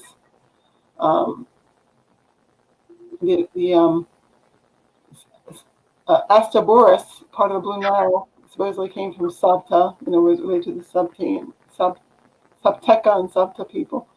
So you find both of these peoples were occupying Arabia and Africa, east of the Nile at one point, but apparently the African side from the Arabian side, according to people like Josephus, So he just calls them, I think he calls the Cushites Canaanites or something, I don't know. In Arabic, a text though, Canaan is said to be a son of Cush, because Cush is, like I said, it's an area of it's a small area of southwest Arabia now.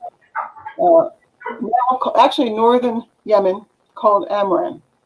It's still called Cush, and even in medieval times, it's called Tahama is called Cush, or part of the Tahama is called Cush. So when somebody's asking me if the Songhai have origins in Arabia, how do they get to speak a Nilo-Saharan language?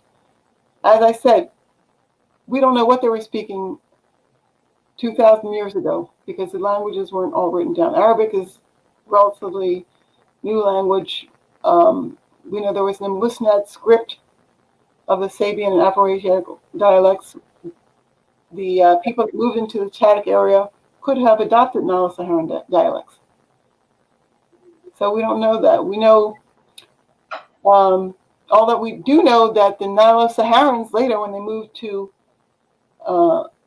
into West Africa, they adopted certain of the Niger-Congo dialects, and that's why the Songhai, who were originally Nilo-Saharans, and the the Sonink, who were originally Nilo-Saharans, including the Jahank and the Jalonk and other Sonink peoples. Many Sonink peoples, merchant traders, the Wangara, actually adopted the Niger-Congo dialects. So we don't know, Similarly, some of them didn't adopt those dialects, and you have people now saying that the Fulani dialects are Afro Asiatic, and that the Akan, was it Akan or Iwe?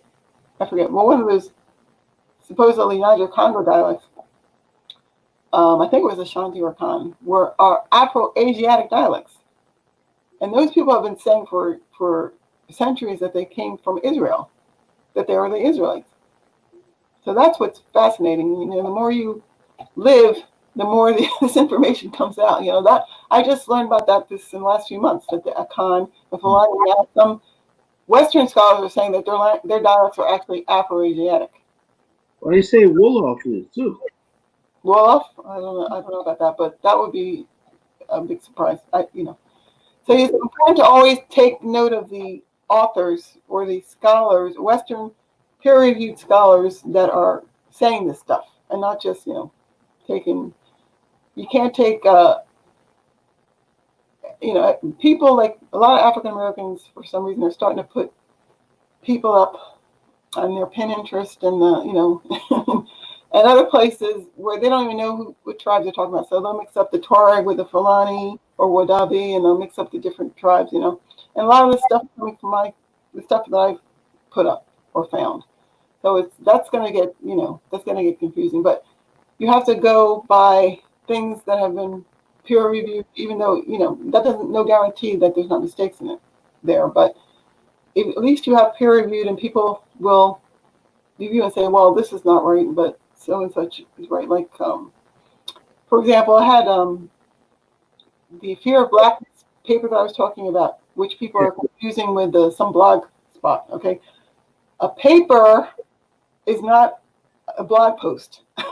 People, African American, I don't know if it's because they hadn't gone to college or whatever. A paper is not a blog post. So I think it was Reggie that came on saying that I had a paper called Israelites, Canaanites, and all this other stuff. No, he saw that on Egypt Search Forum. That was a post I put up there. Okay, it had nothing to do with being a paper. When I talk of papers, I'm talking about something that's peer reviewed. Okay, right. Even the stuff in Dr. Van Sertima's books were not peer reviewed, but at least he did have scholars that were calling up and saying, wow, this really makes sense. But anyway, so the peer reviewed paper, Fear of Blackness, is in West Africa Review. It's you cannot get it for free. It's something that has to be bought. So if you haven't bought it, you probably don't have it. Okay, that was actually endorsed for the book, endorsed by Dr. David Goldenberg, who wrote The Curse of Ham. He's a well-renowned scholar in Judaic studies. And I do talk about the Jews being, in West Africa, So he writes about a lot about different Judaic populations, and he also writes about the Amazon. I think he wrote about the Amazon being having some connection with the Amazigh and other interesting things that I found. Also, that's when I saw the Colchians, or not the Colchians, the Colchians, the Cooch. The Cooch being connected to the Cushites and stuff like that. So those were Afrocentric tropes that he had actually brought up again, that other earlier Black writers had written about, but they didn't have the right sources. They didn't. But he actually, the reason I like him is because he brought those tropes up again and started explaining, how this has to be the way, such and such. This has to be true to this extent because such and such. Then he runs down all the bibliography, because you have to have bibliographic sources when you're doing this stuff. But anyway, so he endorsed that book, or excuse me, that the one that's going to be a book, that was supposed to be a book by West Africa Review, but is already an issue. He endorsed it, so it's peer reviewed twice. Okay, originally for the issue, and now for as a book. So you'll see his endorsement on there. I think also Wesley was an endorser on the book too. So the second book, or the second peer-reviewed thing I did, is called the publisher named it The African and Arabian Origin of the Hebrew Bible. Origin of the Hebrew Bible. Now that was reviewed by him and also other reviewers. One who is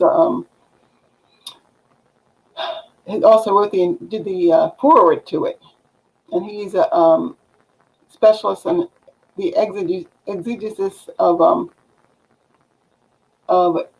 early Islam and as well as Judaism, Jewish writings and Islamic writings, and he's also the head of a department of Middle Eastern Studies in America. But I'm not going to say who that is yet until the book comes out. But people are going to be surprised because it's a very renowned specialist, you know. And of course, Dr. Goldenberg, he had founded a Hebrew college called Dropsy, which became Annenberg in Philadelphia. So the Annenberg Center was formerly Dropsy Hebrew College at the University of Pennsylvania. I think he was actually the not principal, the chair or direct chair or the the head of it, director of that college. So when you have people like that are endorsing the findings, that's what you need really to get this stuff spread around the world. You know? That's right. Among academics, so they can be taught in the schools. Otherwise, if you're jumping around, I mean, I would like to say things about Americas, but when you're jumping around here and then here from Canaan to Americas and bringing up with the Moors, Canaanites in America and that kind of thing, you can't just, I can't do that because I'm an academic, and you have to have all of the sources, that can substantiate what you're talking about. There, Sister Dana, I do have an article I could probably forward to you when I get a chance. I found in a Native American magazine where they said the Cherokee tribe actually had origins from the Middle East, and they came over to America.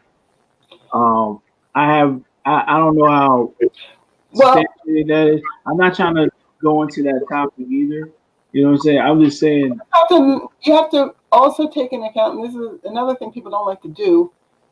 There's been, so the Cherokee or Talagi, as they're call themselves, were a mixture of probably those early dark-skinned people, because they were very dark-skinned people, certainly much more than they are now. Described as dark brown or dark copper brown people. Like most of the tribes on the East Coast were described as ebony and mahogany, not ebony, mahogany colored people. Right. So that's when you open a Time Life book and you're going to see mostly mahogany colored people, meaning dark brown, red brown. Okay. Now, I do believe a lot of those people were probably mixed with early Arabian, maybe Phoenician, Canaanite people. I don't know what they could have been, Israelite, whatever. Now, at that time, to call that the Middle East, we can call it the Middle East, but those were Afro-Semitic peoples, not necessarily the same peoples that are there today in the Yemen. Back at that time that they must have come over, they were Phoenician people. What's it called? America. Being the latest and most accurate description of the world. Now, what era is it from? This era is, they're taking this era from No, I'm saying colonial. I'm saying who wrote the book, or what era, who wrote it? It's like the book This book is actually about 400 years old. This is a Reed edition. Oh, okay. Yeah. Because a lot of the early the Orientalist people actually took the traditions of the people they were dealing with seriously. That's why we know a lot of this stuff. And we're able to stand a lot of this stuff. So yeah, I like to look at those kind of books that were from 300 years ago or so, that the Europeans are writing about the tribes, because they do describe the tribes. Some of the tribes as blacks or black. I do believe, for example, for even looking at Dr. Nadzordima's books, I mean, obviously Africans came over here, even in the medieval period, they were coming over here. And some of the people in California, like there's a mayor over there now that, to me, she looks exactly like the early women that they show in California, early with those markings. I forget her name, but she's a black, dark-skinned black lady. Her hair is kind of long. She's a mayor of, not Los Angeles, but one of those big cities in California. But she's just like one of those early California people, women. Okay. But yeah, I definitely believe some of the people came from the Polynesian area, and because Polynesia was originally, inhabited by mostly dark-skinned black people, they probably came over, and settled in certain areas. Now, a lot of the other tribes, there were other tribes that looked exactly like, well, not exactly, but a lot like East Asian. They have a lot of East Asian blood, of course. Right. Hopi and the Navajo. Now, I forget if it's the Navajo that claim that they had kept in touch with that area, through the Bering Strait, But I did go to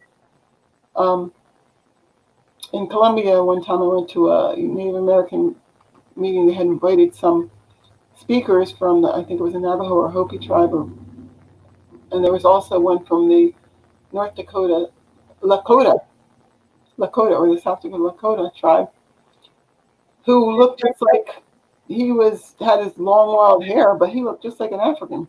And I'm like, wow, no wonder they got rid of these people. I'd never seen anything like this before. He was the purest Indian I ever saw. And he was the reason I say that also is because for most of the time in the meeting, he was still as a stone. He was in some kind, I don't know if he went into a trance or what, but I got scared because I said, what, is he dead or something? His face was still as a stone. And when they say stone-faced Indian, they mean stone-faced. Wow. Stone-faced. And when he talked, because there's a tradition of the natives having a very big oral power, right? When he talked, I literally was looking on the ground to see where his voice was coming from. It didn't even seem like it was coming from him. And he was as mad as I don't know what at white people. In fact, I felt sorry for white people in the room because I had never felt an anger like this before, not even from black people afterwards. I'm like, oh my God. And he started talking about how the white man raped his mother and all this other stuff. Finally, at the end of this, when he was talking, I figured out he was talking about the earth. Not that his real mom, Oh, okay. He was more metaphorically. Complaining about that. And I'm like, my God, this man's mother was raped. Why is he talking about that anyway?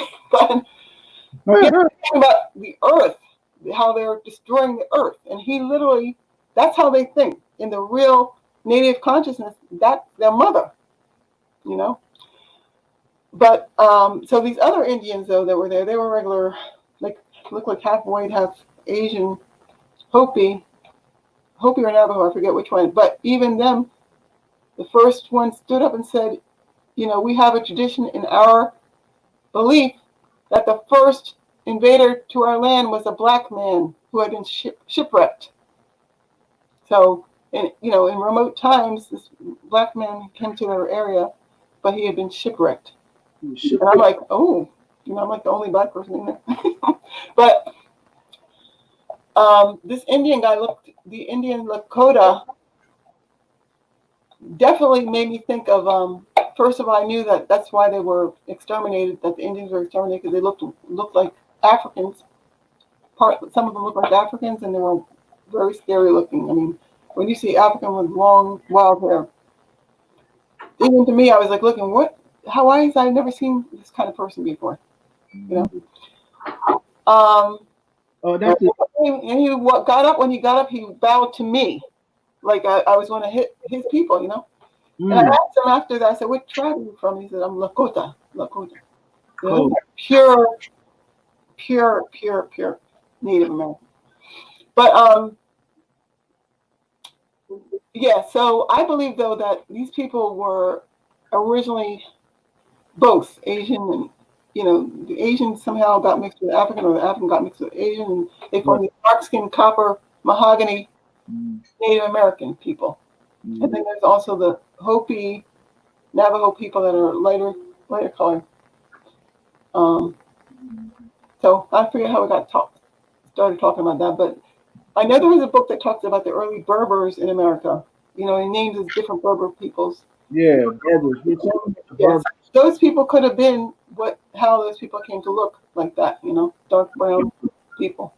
Yeah, because I have another book on Barbary, on the Barbary Wars, and they did a comparison between Native in America and Berber in Africa. Some of the similar jewelry, attire, stuff like that. There was some similarities. All right. Yeah, definitely interesting. So I think that the people of the sea might have also come over there too, because I had this strange dream once too. This very tall, whitish man but he had braids or dreadlocks in his hair, but he was like very tall, and I'm like, what the heck? And he had this kind of Native American thing on, so I believe they might also come over here too.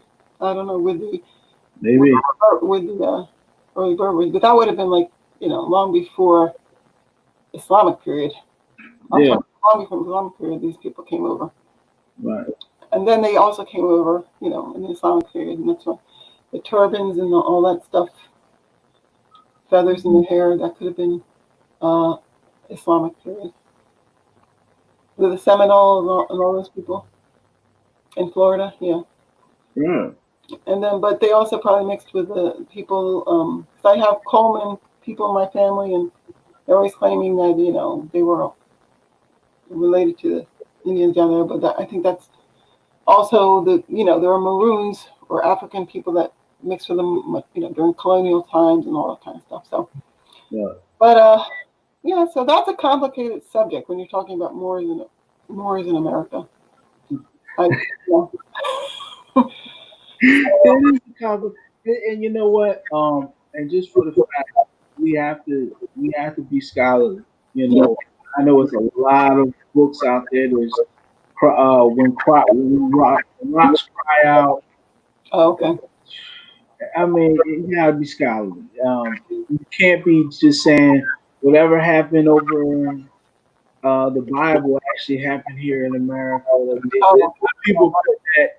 That's You know, Sister Dana is actually telling you that there's evidence where those events occurred, and it's in Arabia, it's in the Yemen, in the Arabian Peninsula. Those were these biblical events, these people where they were. You know what I'm saying? And there weren't. It wasn't a very large area either. It was just this fraction of Southwest Arabia. Right.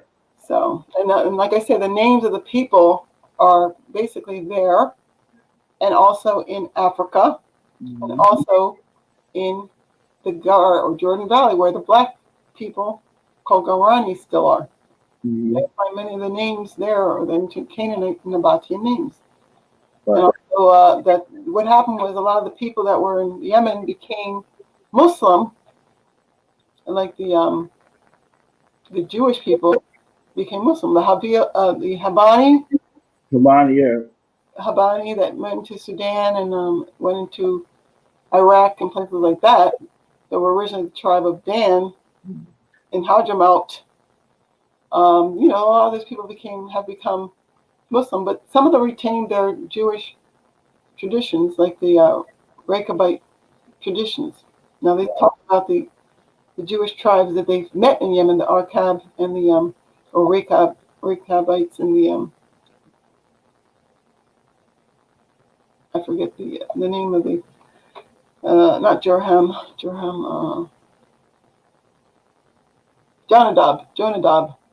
of the Kenites, the Good. Jonadab of the Kenites, and how they were still in the Hejaz and in the Yemen.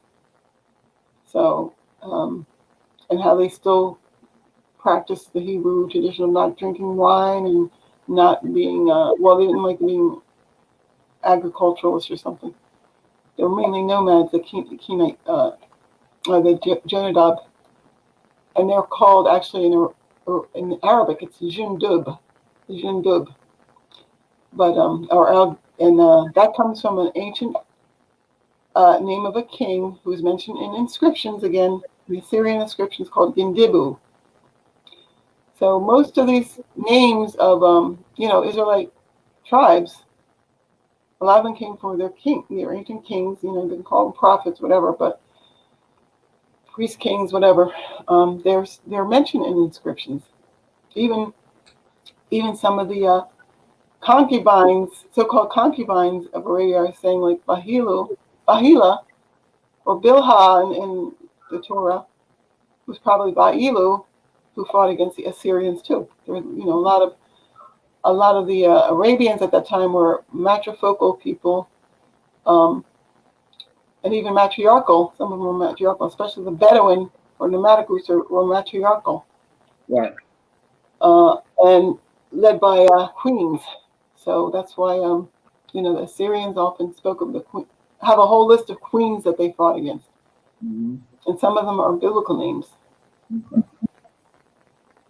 Queen of Sheba, the Queen of Sheba, according to in Arabia she's called Bilqis, but according to Bernard Lehman, who wrote that book, The Queen of Sheba, I forget the whole name, maybe it's just Queen of Sheba. He says there's actually more than one Queen of Sheba. So, and they probably at that time were related to peoples that had settled in Ethiopia. So they were, whatever queen was there was probably queen of both sides of the Red Sea. That was, like I said, that was one cultural region back then, and there were Sabians on both sides of the Red Sea. There were Ebionites on both sides of the Red Sea. There were Keturah, Afar, or Afrin, Eudatus, or and that Eudatus might have something to do with the Tutus. Well, it does have something to do with a personage called Tutus, related to the ancient Libyans, but it might be related to the Tutsi, named for the Tutsi, who also claimed to come from that area. Because the Titans were supposed to be giant people too, remember? The Titans and Titanic, they were supposed to be giants. And Tutus recently was supposed to have been an African leader. Nimrod too was supposed to be a giant, one of the leaders of the king with Odudawa, or Tutus, or who Joseph calls Eudatus, Dedan. These were ancient names of not only deity, but also king names, that are found in and in the genealogy of the Arabs, and inscriptions. I'm not sure if that name particularly isn't found in the inscription, but a lot of those names are found in the inscriptions, like I say. You mentioned the tribes being on both sides of the Red Sea. All the Sabian tribes are on both sides of the Red Sea. Does this indicate also a trade that these tribes control on some form of trade route? Yeah, of course. Okay. Well, the Havila or Hawila, also called Kawalan, because the ancient Southern Arabians, they fixed their suffix of their names for some reason was on, like Katan and Kataban and Kawalan. The Kawalan tribe in northern Arabia was called Hawela, and in Today it's called Hawela or Cowl as well. But anyway, in Africa became the Amalekites, or the people who founded Zuawela or Zayla in Somalia and in Libya, Zawila or Zawela, who are related to the Zagawa peoples, the Zagawa and the Tulu peoples, Now, the Zagai or Zagawa are the ones that later on became, in West Africa, became known as Songhai and Isuagin, right? And the Gara or Kara peoples, who are also called Korean, they became known as the Wangara Wakar people. And those were the Sonink people, Sonink speaking people, who also have different names, different clan names too. Sarakol, Sarakole, Jalanki. The people of Masi are related to them, and many other tribes related to them. The Kanuri were also partly Zagawa or Zagai, and they were also part Fulani and another people. The Hausa were part the Kwararaka, the Jukan. So all those people were related to the Yoruba and Akan. So many of these people have, have connections to Afro Asiatic people and claim to come from Canaan and Israel. Now I don't see much of the Moabite thing, and that's because, like I said, the reason why Muwahid became so prominent in Europe was because of the Arabs themselves coming from the Hijaz and Yemen. They were Banu Makil or Makila Arabs who were Muwakil related to the Muwahid tribe. But you have to know like I put this in the latest book coming out, and those people were the people that became in the Gar region, the children of Lut, in the land of Moab, the Moabites. But they also, the Arab Muwakil, also they're related to the Charza Arabs in Senegal and those people. They used to be in Morocco. They had invaded with the Berbers, the original Berbers, or black people, the Negroes and the Tuareg, people of the Niger and the Tuareg. They had invaded the Iberia, and ruling in certain areas. They became known as the Moabitaram or Moabites. Right, more between. But that word is not related to Almoravid. Okay. Or Almoravid, which was the Tuareg people, mainly Tuareg people.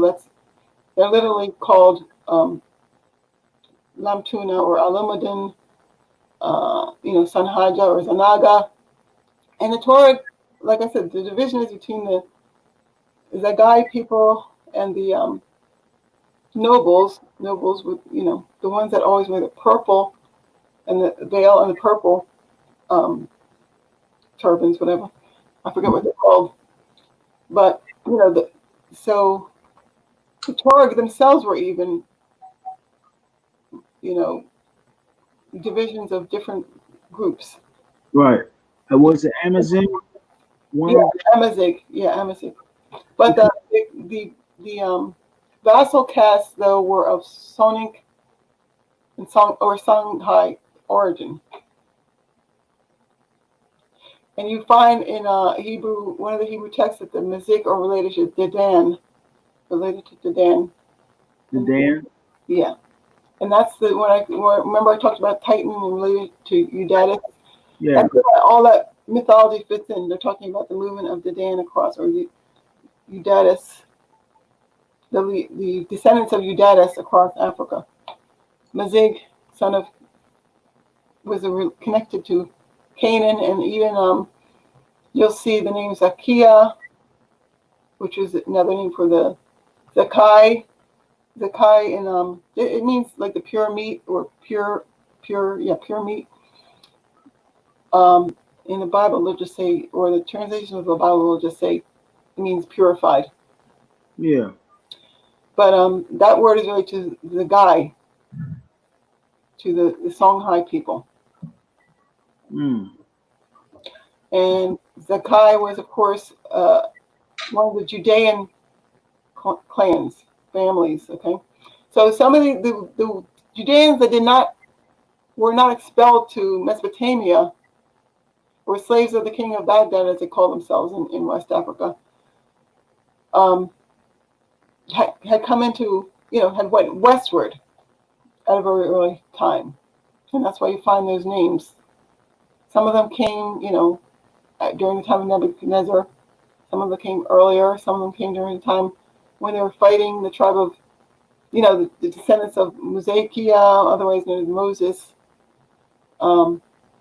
They started fighting amongst themselves, the Quraites, or Wakur, as they call themselves today, and the people of Daris, or Jatir, otherwise known as Jethro, and you'll see that name Ithran and Yathrib and Jethro or Jatir, they're all related because those people were, connected down there in the Yemen. Mm. Mm. So sometimes they're considered like Edomites, sometimes they're considered Judeans. Mm. But in the same thing, you'll see the word Batr, El Batr or El Apter, as the ancestor of the of the Berbers, and that's because Batr or Bidaran, Ithran, Jatir, Yathrib are all related words. Even it says that even right here, Tabari connects those words. Ithran is Badrani, he calls them. So that's actually the name of a Yemenite tribe today. Badran, Bidaran, Badr. And the name is connected to the Pleiades or Sirius. I was telling somebody the other day, connected to Sirius. Wow. And the Pleiades. And Bidaran actually is the Pleiades, I think, in plural. While Badr or Ithran, Badran is the singular, and it's just the Sirius, because that's a major star or something in the Pleiades, something like that. Yeah, Sirius. There's the Pleiades. Yeah. Then you got Sirius. Then that solar system, star system. Yeah. And then you think about the Dogon. That group in Mali that actually found out that the star is not just binary, but there's 3 stars. Yeah, but see, that's not found out. That's been part of their mystery system since thousands of years. And it's not just the Dogon that knew that. It's all the clans of, according to Marcel Griol, that's basically the mystery system of the Africans. Many African tribes have these groups of where they learn, like it's sacred mysteries. They learn mysteries about about the stars and planets. It's not just a Dogon thing. The Dogon are a man thing, and they're connected to the people called Garamandis. Garamandis. Yeah, Garamandis, and so of course that name is probably connected to the Garamantes. Now somebody texted me or emailed me. On Facebook they said something about the Dogon claim to be that they're descendants of the Nabateans, which it sounds strange, but you never know, because like I say, all this stuff to me, was it sounds strange, but you never know, because like I say, all this stuff. Oh, gotcha. No, I was saying that all this stuff about Africans being Jews and Hebrews and stuff. I mean, if you had talked to me about that 20 years ago, or when I was, in talking with Zahi, working with him. We're not working, but I was his friend. When I used to talk to him about that stuff, and the Murad guy, that stuff was already going on in here in America, but I would never have believed that. When the Murad guy told me that there's a book that by this Kamal Salibi that said the Bible came from Arabia, and he was saying all that guy Kamal Salibi thought Arab tribes were all the Genesis tribes. I said, well, that's interesting, but of course it's that you have to do a lot of proving. It sounds funny to me. It sounds strange, but now, oh no, Zahi wasn't receptive to that. Somebody's asking that. Of course not. He's not even receptive to the Egyptians of being African.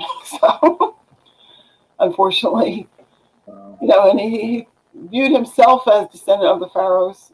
He was saying something about or somebody that was in there, another student that came in. He was from Turkey or something, and he told me, Zahi, I'm not going to believe that stuff because he believes his family is descended from the pharaohs or something. He has some kind of background or evidence or something that he can trace his family to the pharaohs. Maybe the Ptolemaic Greek pharaohs, I don't know. Wow. Because he comes from the area of near the Sinai, I guess. But yeah. So and then there's this question about that Sanika, my friend on Facebook, asked me about the Amazons and connection to the Amazigh. Yeah. And or to the Tuareg, and of course there are works out there saying that supposedly the name Amazon and the Amazonians were connected to the name Amazigh, and but I can't remember what they were. But I know that one of the ancient Greeks said that yes, the Amazons in Scythia were related to the Libyan Amazons. They were connected somehow to the Libyan Amazons. And I also know that, like I said, in the golden age of the Moor, that the Amazons used to dress in the Libyan, the Aegeus, in the skirt of Pallas Athena, so-called Nait of the Libyans. Nait of Libyans. And that leather, it was a leather goat-skinned skirt that is still worn by the Ethiopians, women in Ethiopia. So, that was African. That was an African tradition they're talking about. They're talking about Black women when they're talking about Amazonians, and probably, Afro Asiatic women in North Africa. That somehow, I don't know if it's because there were Black people in the Asia Minor as well, and towards the Caucasus. Like I said, all these people, Nabateans, had moved into Edessa in the Asia Minor, Old Turkey, or Orve, it was called, and Ruha, after the Madij tribe in Yemen, a very ancient tribe in Yemen, who were ancestors to the Murad, and who also said that they're on the. I just find it funny because, some of these Yemenite people said that, and this was what I found out later, that also in this book, from this book, The Unknown Arabs, and then I later confirmed it. That the Madij had said, according to a man in Cordoba named Ibn Rabihu, that the idea of a fair-skinned Arab is inconceivable, and that that a fair-skinned Arab is as rare as one of the seven wonders of the world. So that's in Ibn Rabihu's one of his volumes. He wrote The Unique Necklace. And I later saw it myself with my own eyes. Because a lot of the stuff, you find it hard to believe. You think of Arabs, a lot of Arabs, or the early Arabs as fair skinned. But we have to disconnect, with modern times. The modern Arabs are a mixture of different groups, and different concubines came in by the thousands from mainly from the northern countries, Circassia and Turkey and Iran.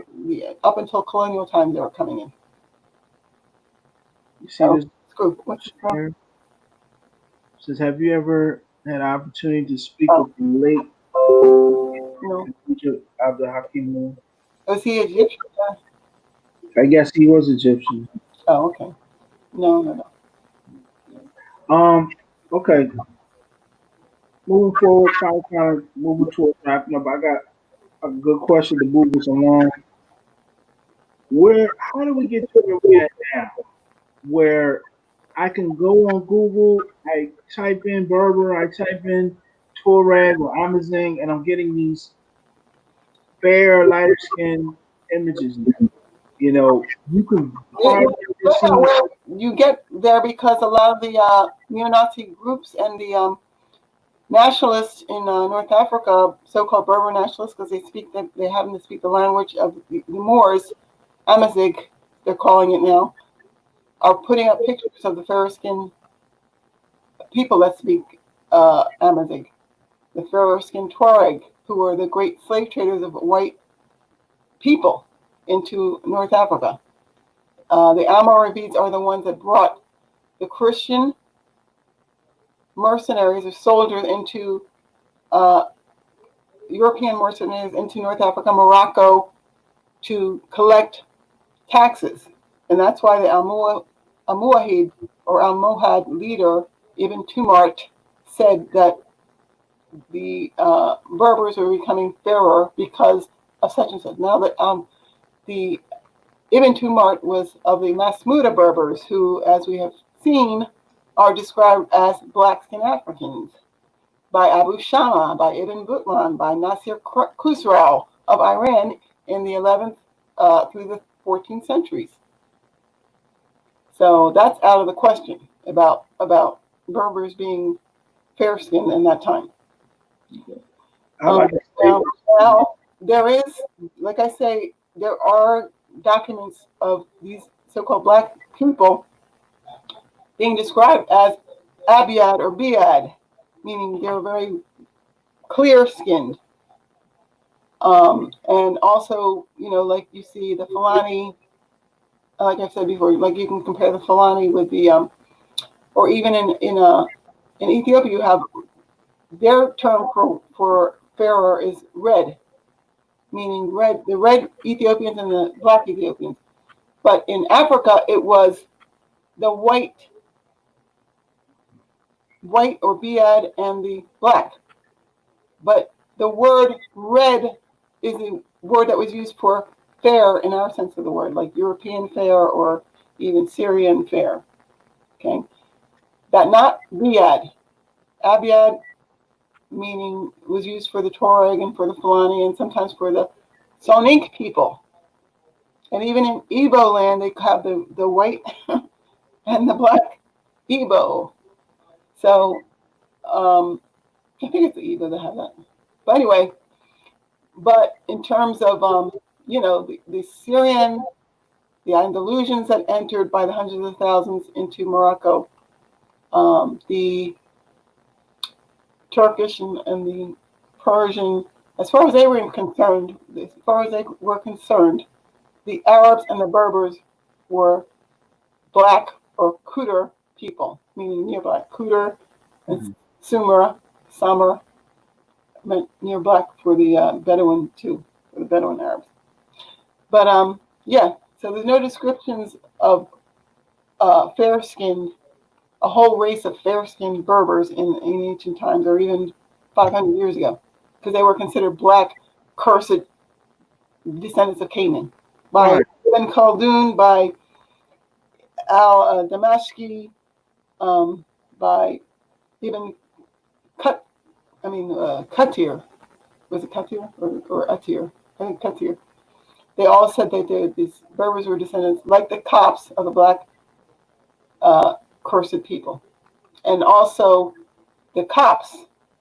The Copts were not considered fair-skinned at that time. The Copts, according to al-Makrizi's short history of the Copts, were indistinguishable from the Abyssinians, Nubians, and Israelites. and they fought against and had a race. He says they had a race war against the Greeks, who were practiced another type of Christianity. There were Coptic Christians and there were Melkite Christians. And Right.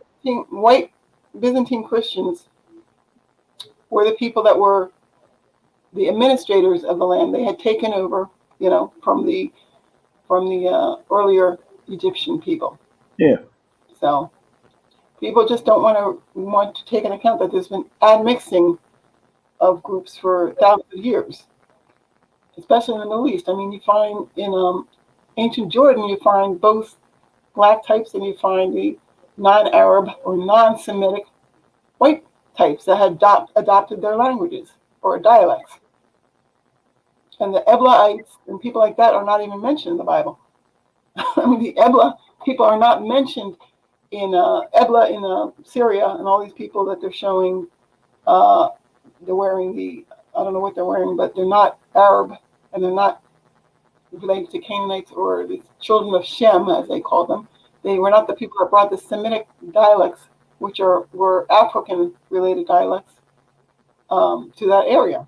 Mm. Black people that brought the Semitic dialects to that area and to Babylon, and that's why you find in the about the middle of the second millennium, you find these big Negroid skeletons in Iraq,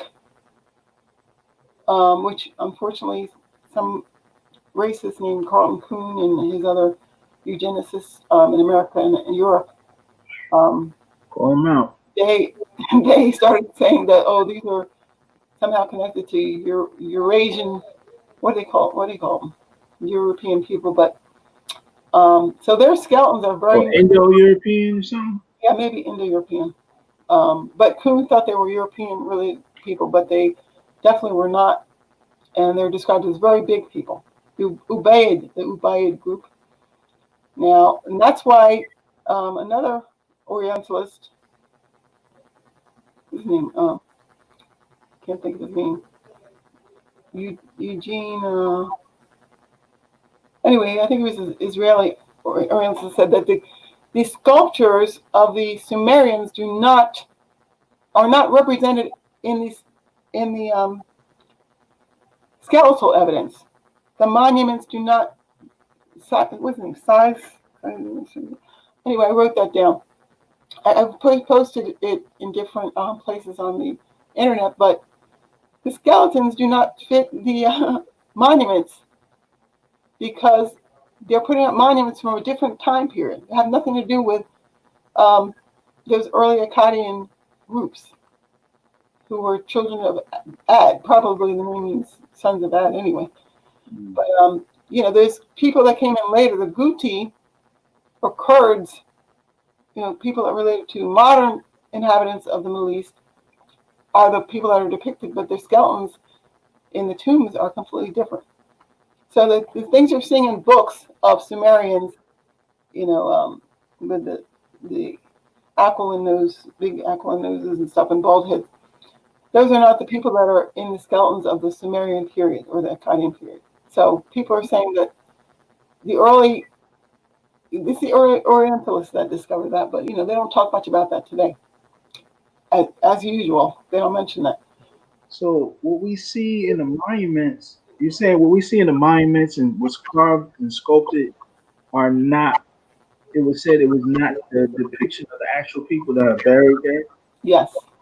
So it's the latter people that might have came that put those images on the wall and sculpted this. Well, there were people from the Zagros area. I'm trying to see if I can find it. What was his name? I can't think of his name, but there's definitely, I think he was pretty much Israeli. But they have this thing called the Mediterranean type, and one of the things that he said, as well as other people that discovered that, said that these people are brachycephalic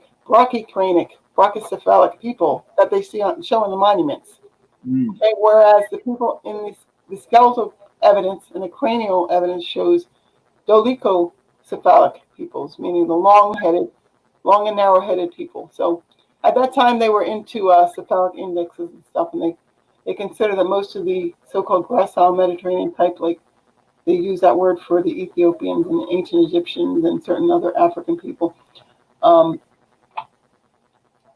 the early Arabians were all mostly, the skeletons there too are the same graceful Mediterranean type, as well as other Negroid types. And these people happen to have been the more Negroid, bigger types, as well as in the Persian Gulf area you find them.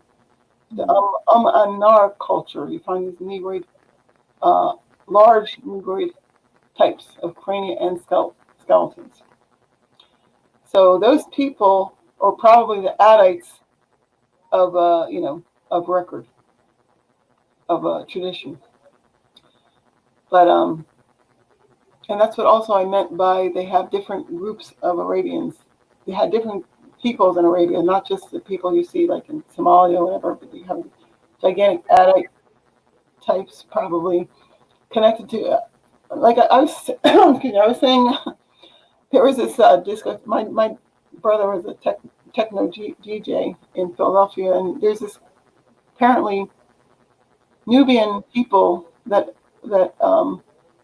from Egypt. I don't know if they're Nubian, but they're Egyptian, gigantic or large black men that own this nightclub. They use hookah and all that stuff. I forget the name of it. The people probably know that are watching, some people.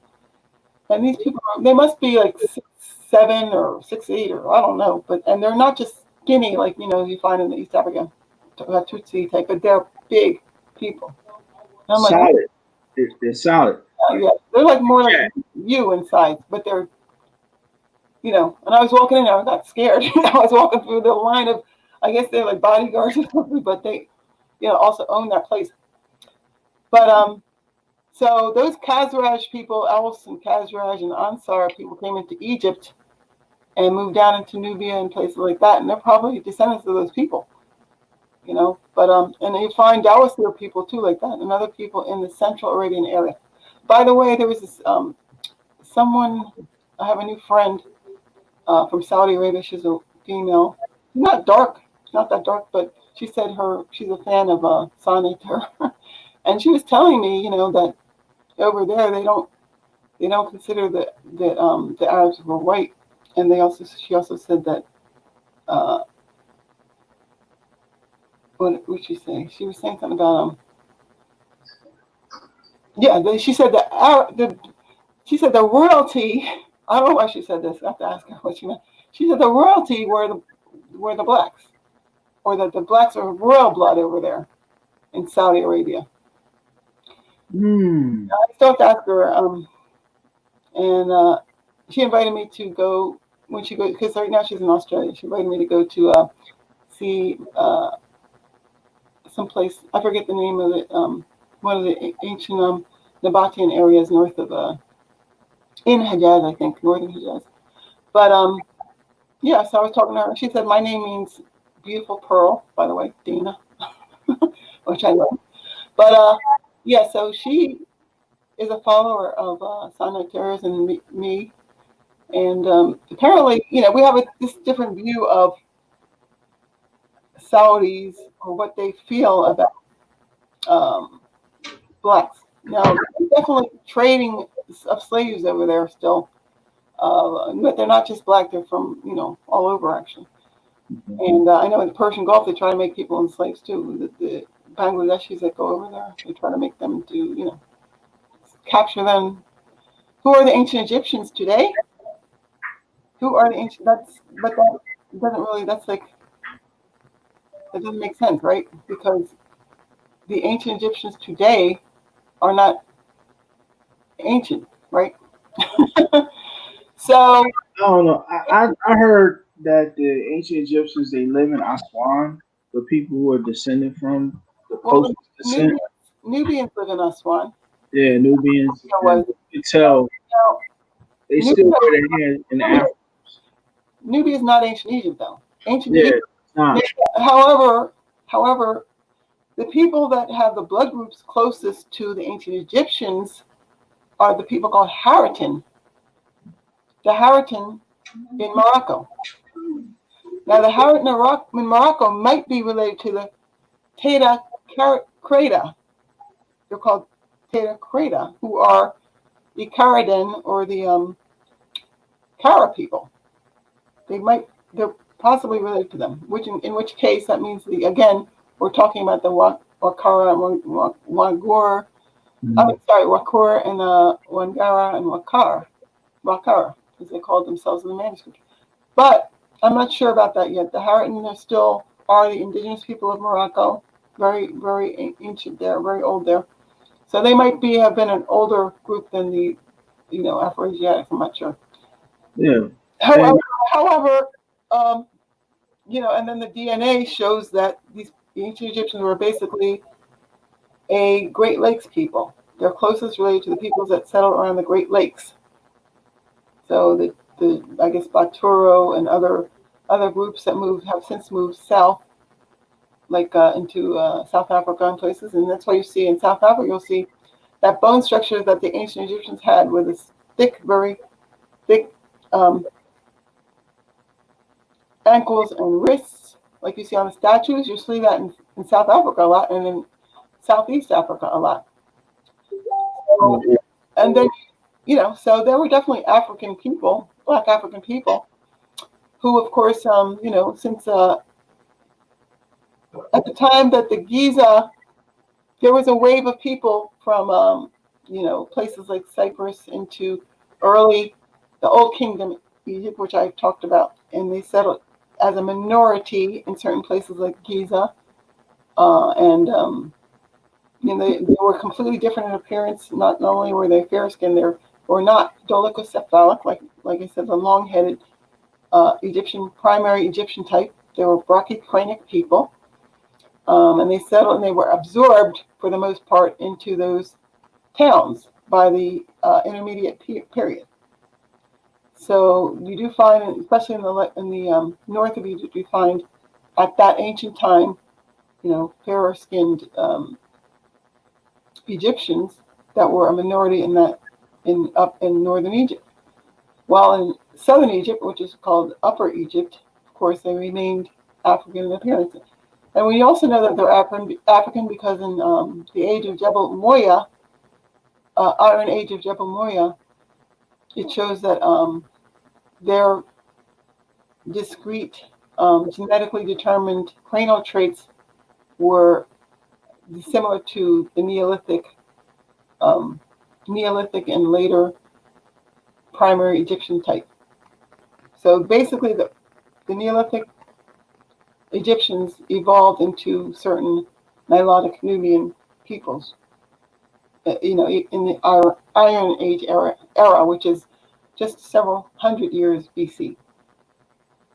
So that's one of the reasons we know. And those people were in the Sahara, and probably east. And like I said, some of the Nilotic peoples and some of the peoples that gracilized, because originally they were all big people in the Mesolithic and the Paleolithic era, much bigger people. But then gradually, as they got involved in agriculture, which only Africans, of course, got involved in at that time, and became the Mesolithic and Neolithic peoples, the people that were involved in agriculture became gracile, and they started immigrating around the Mediterranean into Europe and into Arabia, and from Arabia into the north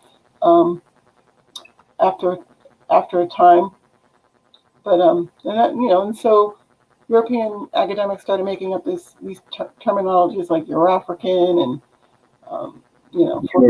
for Euro-African, Euro-African. For people, even like the Garamanti skeletons, and for the Ugandans and people of that sort, you'll find so-called Mediterranean race. That's why it's important people read that what I wrote about the Mediterranean type too in Egypt, Child of Africa. Right. But so you have to just know what happened when certain peoples came into these areas. Now, one of the earliest places that the non-African peoples came into was Palestine and Lebanon. Okay, so those people, again, they're brachycranic people. They're also have completely different burial practices. So they were came in with the people that came from Egypt. From Egypt, the black people that came into Egypt and settled there called, and later called Gasulians. So you see two different distinct peoples that are already mixing back in that, Neolithic, Mesolithic time. So this gave, later scholars a chance to say, oh, well, these people are just Mediterranean, they're neither black nor white, whatever.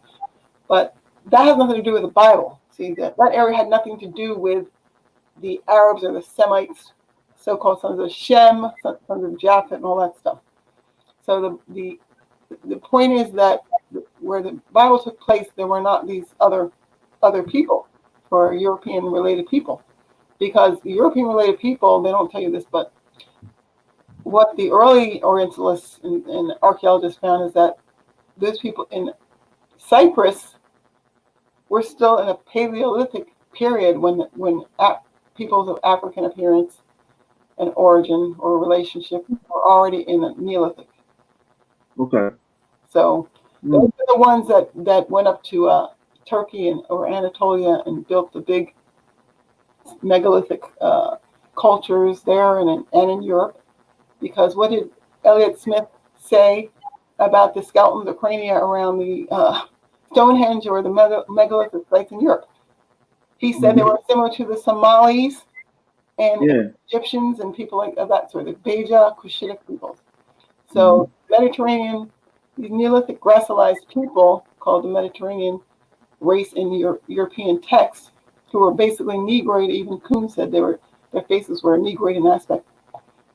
Those are the ones that went around building a lot of these megalithic things, and they went into India. That's why the Dravidians still build those types of megalithic tombs that are still found in Europe. And then of course a lot of the Africans are so-called Mediterranean. You find those the different megaliths all over Africa, even until a late period, Iron Age period. Okay. Well, sis, I got the cue from the whole. Basically, we're gonna have to wrap it up. I got a lot in today, so thanks. Huh? I got a lot in today, so thanks. Yeah, it did almost 3 hours. Oh, good. Okay. Yeah. So we thank you. Thank you for giving us your time, your information. We can't wait for your book. We have a lot of people following you. Once again, tell us how can we get into contact with you? Contact with me? Oh, on my Facebook page. Yeah, Dana Reynolds. Yeah. What's it called? Dana Reynolds-Marniche, Afro Asiatic Facebook owner. Something.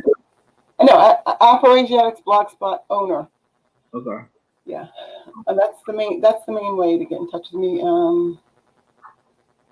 Yeah. So remember, when the COVID is over, she's open for speaking engagements too. So. Oh yeah, definitely. Hopefully, people keep saying they want to see the book. I want to see it as much as they do, and hopefully this summer. Well, I'm sure this summer the publisher will be open again, and he'll be letting me know as soon as it's available. Now the first one is only going to be 50 copies, I've been told. So, and that has to go to the reviewers and the copy editor and the people that took part in the book. And I probably will be giving it to a few good, very, very loyal followers on Facebook as well. And then after that, they have to they have to do other print runs to the universities and stuff like that. But you can also forward me if you're interested in buying it. I'm sure I can say, well, he's going to give me also a lot of copies, maybe 50 copies. 50 copies or so. And I'll also let me know, because I'll do some legwork to help you get it in different bookstores too. Okay. Yeah, it's going to go to several thousand universities that's around the world, so that's good. Okay. And then we'll see how much it can go. I'm sure it'll be everywhere soon enough. Within the next couple of years, it'll be everywhere. But I just want people to stop putting a bunch of non-scholarly stuff out there that does not, it's going against what they want to be. Okay. Who their ancestors were. Stop saying Edomites were white, whatever. Canaanites were white. Canaanites are still alive. They're your ancestors. Don't throw the baby out with the bathwater. Yeah. Yeah. Don't defeat the purpose, basically. Yeah. Don't shoot yourselves in the foot. Exactly. All right. Thank you very much, Brother Douglas. You want to chime in? Is he still around? Thank you, Miss Douglas L. Oh, I can't hear. He must be. Okay, sorry about that. Yeah, I really enjoyed this. Just from looking at the feedback, it looks like a lot of people are enjoying this. For the people watching, the link to her blog is actually on the YouTube video. So if you're on Facebook, you have to go to YouTube and you can just click on the link. She's got a lot of articles on there, everything cited, for the information. So she's not just putting stuff up there that sounds good, which we see a lot, especially online now. So you have to be careful with where you're getting information from. And that's why, with the system, the way things are done in the education system, we cite the works so that you can go and do further research or see if it's being taken out of context. There's so many reasons why that's being done. So like she was saying, that's very important. So glad that she's actually doing the work to make sure that the information is scholarly, okay? And that's very important. So we definitely want to support that. And for now, you can at least go and check out the blog. I want to thank you both for coming on. We appreciate you. This has been a great show. Thank you, Douglas L. and Talik L. for finally getting me. This is one of the best interviews I've had to date. And I want to thank my ancestors and, of course, Creator for allowing me to be here and guiding me to this information, these resources again. Thank you so much. All right. So thank you both. Just want to say to everyone out there, have a great day. Everyone that's watched this or is watching this right now, make sure you share. If you came on late, rewind back, watch it from the beginning. And if there's anything else you want to say or share any links or anything, go ahead and now we're going to go ahead and close out. Oh, real quick, don't forget if you're on Facebook, if you're from New Jersey area and you are North American, you want to identify or claim your nationality, please don't hesitate to be in contact with me, Talik L on Facebook. You can also find me on Instagram with me. Everybody can really assist you with that. We are running a orientation class every Monday online via Zoom, and they $20, which will cover your. Hey, Talik, you're breaking up really bad. Oh, my bad. Can you hear me? Okay, we can hear you now. Okay, yeah. What I'm saying is I have an orientation class every Monday for those who want to join Moorish Mission 28 in New Jersey. The cost is $20, and that will just cover your first month's dues as a member.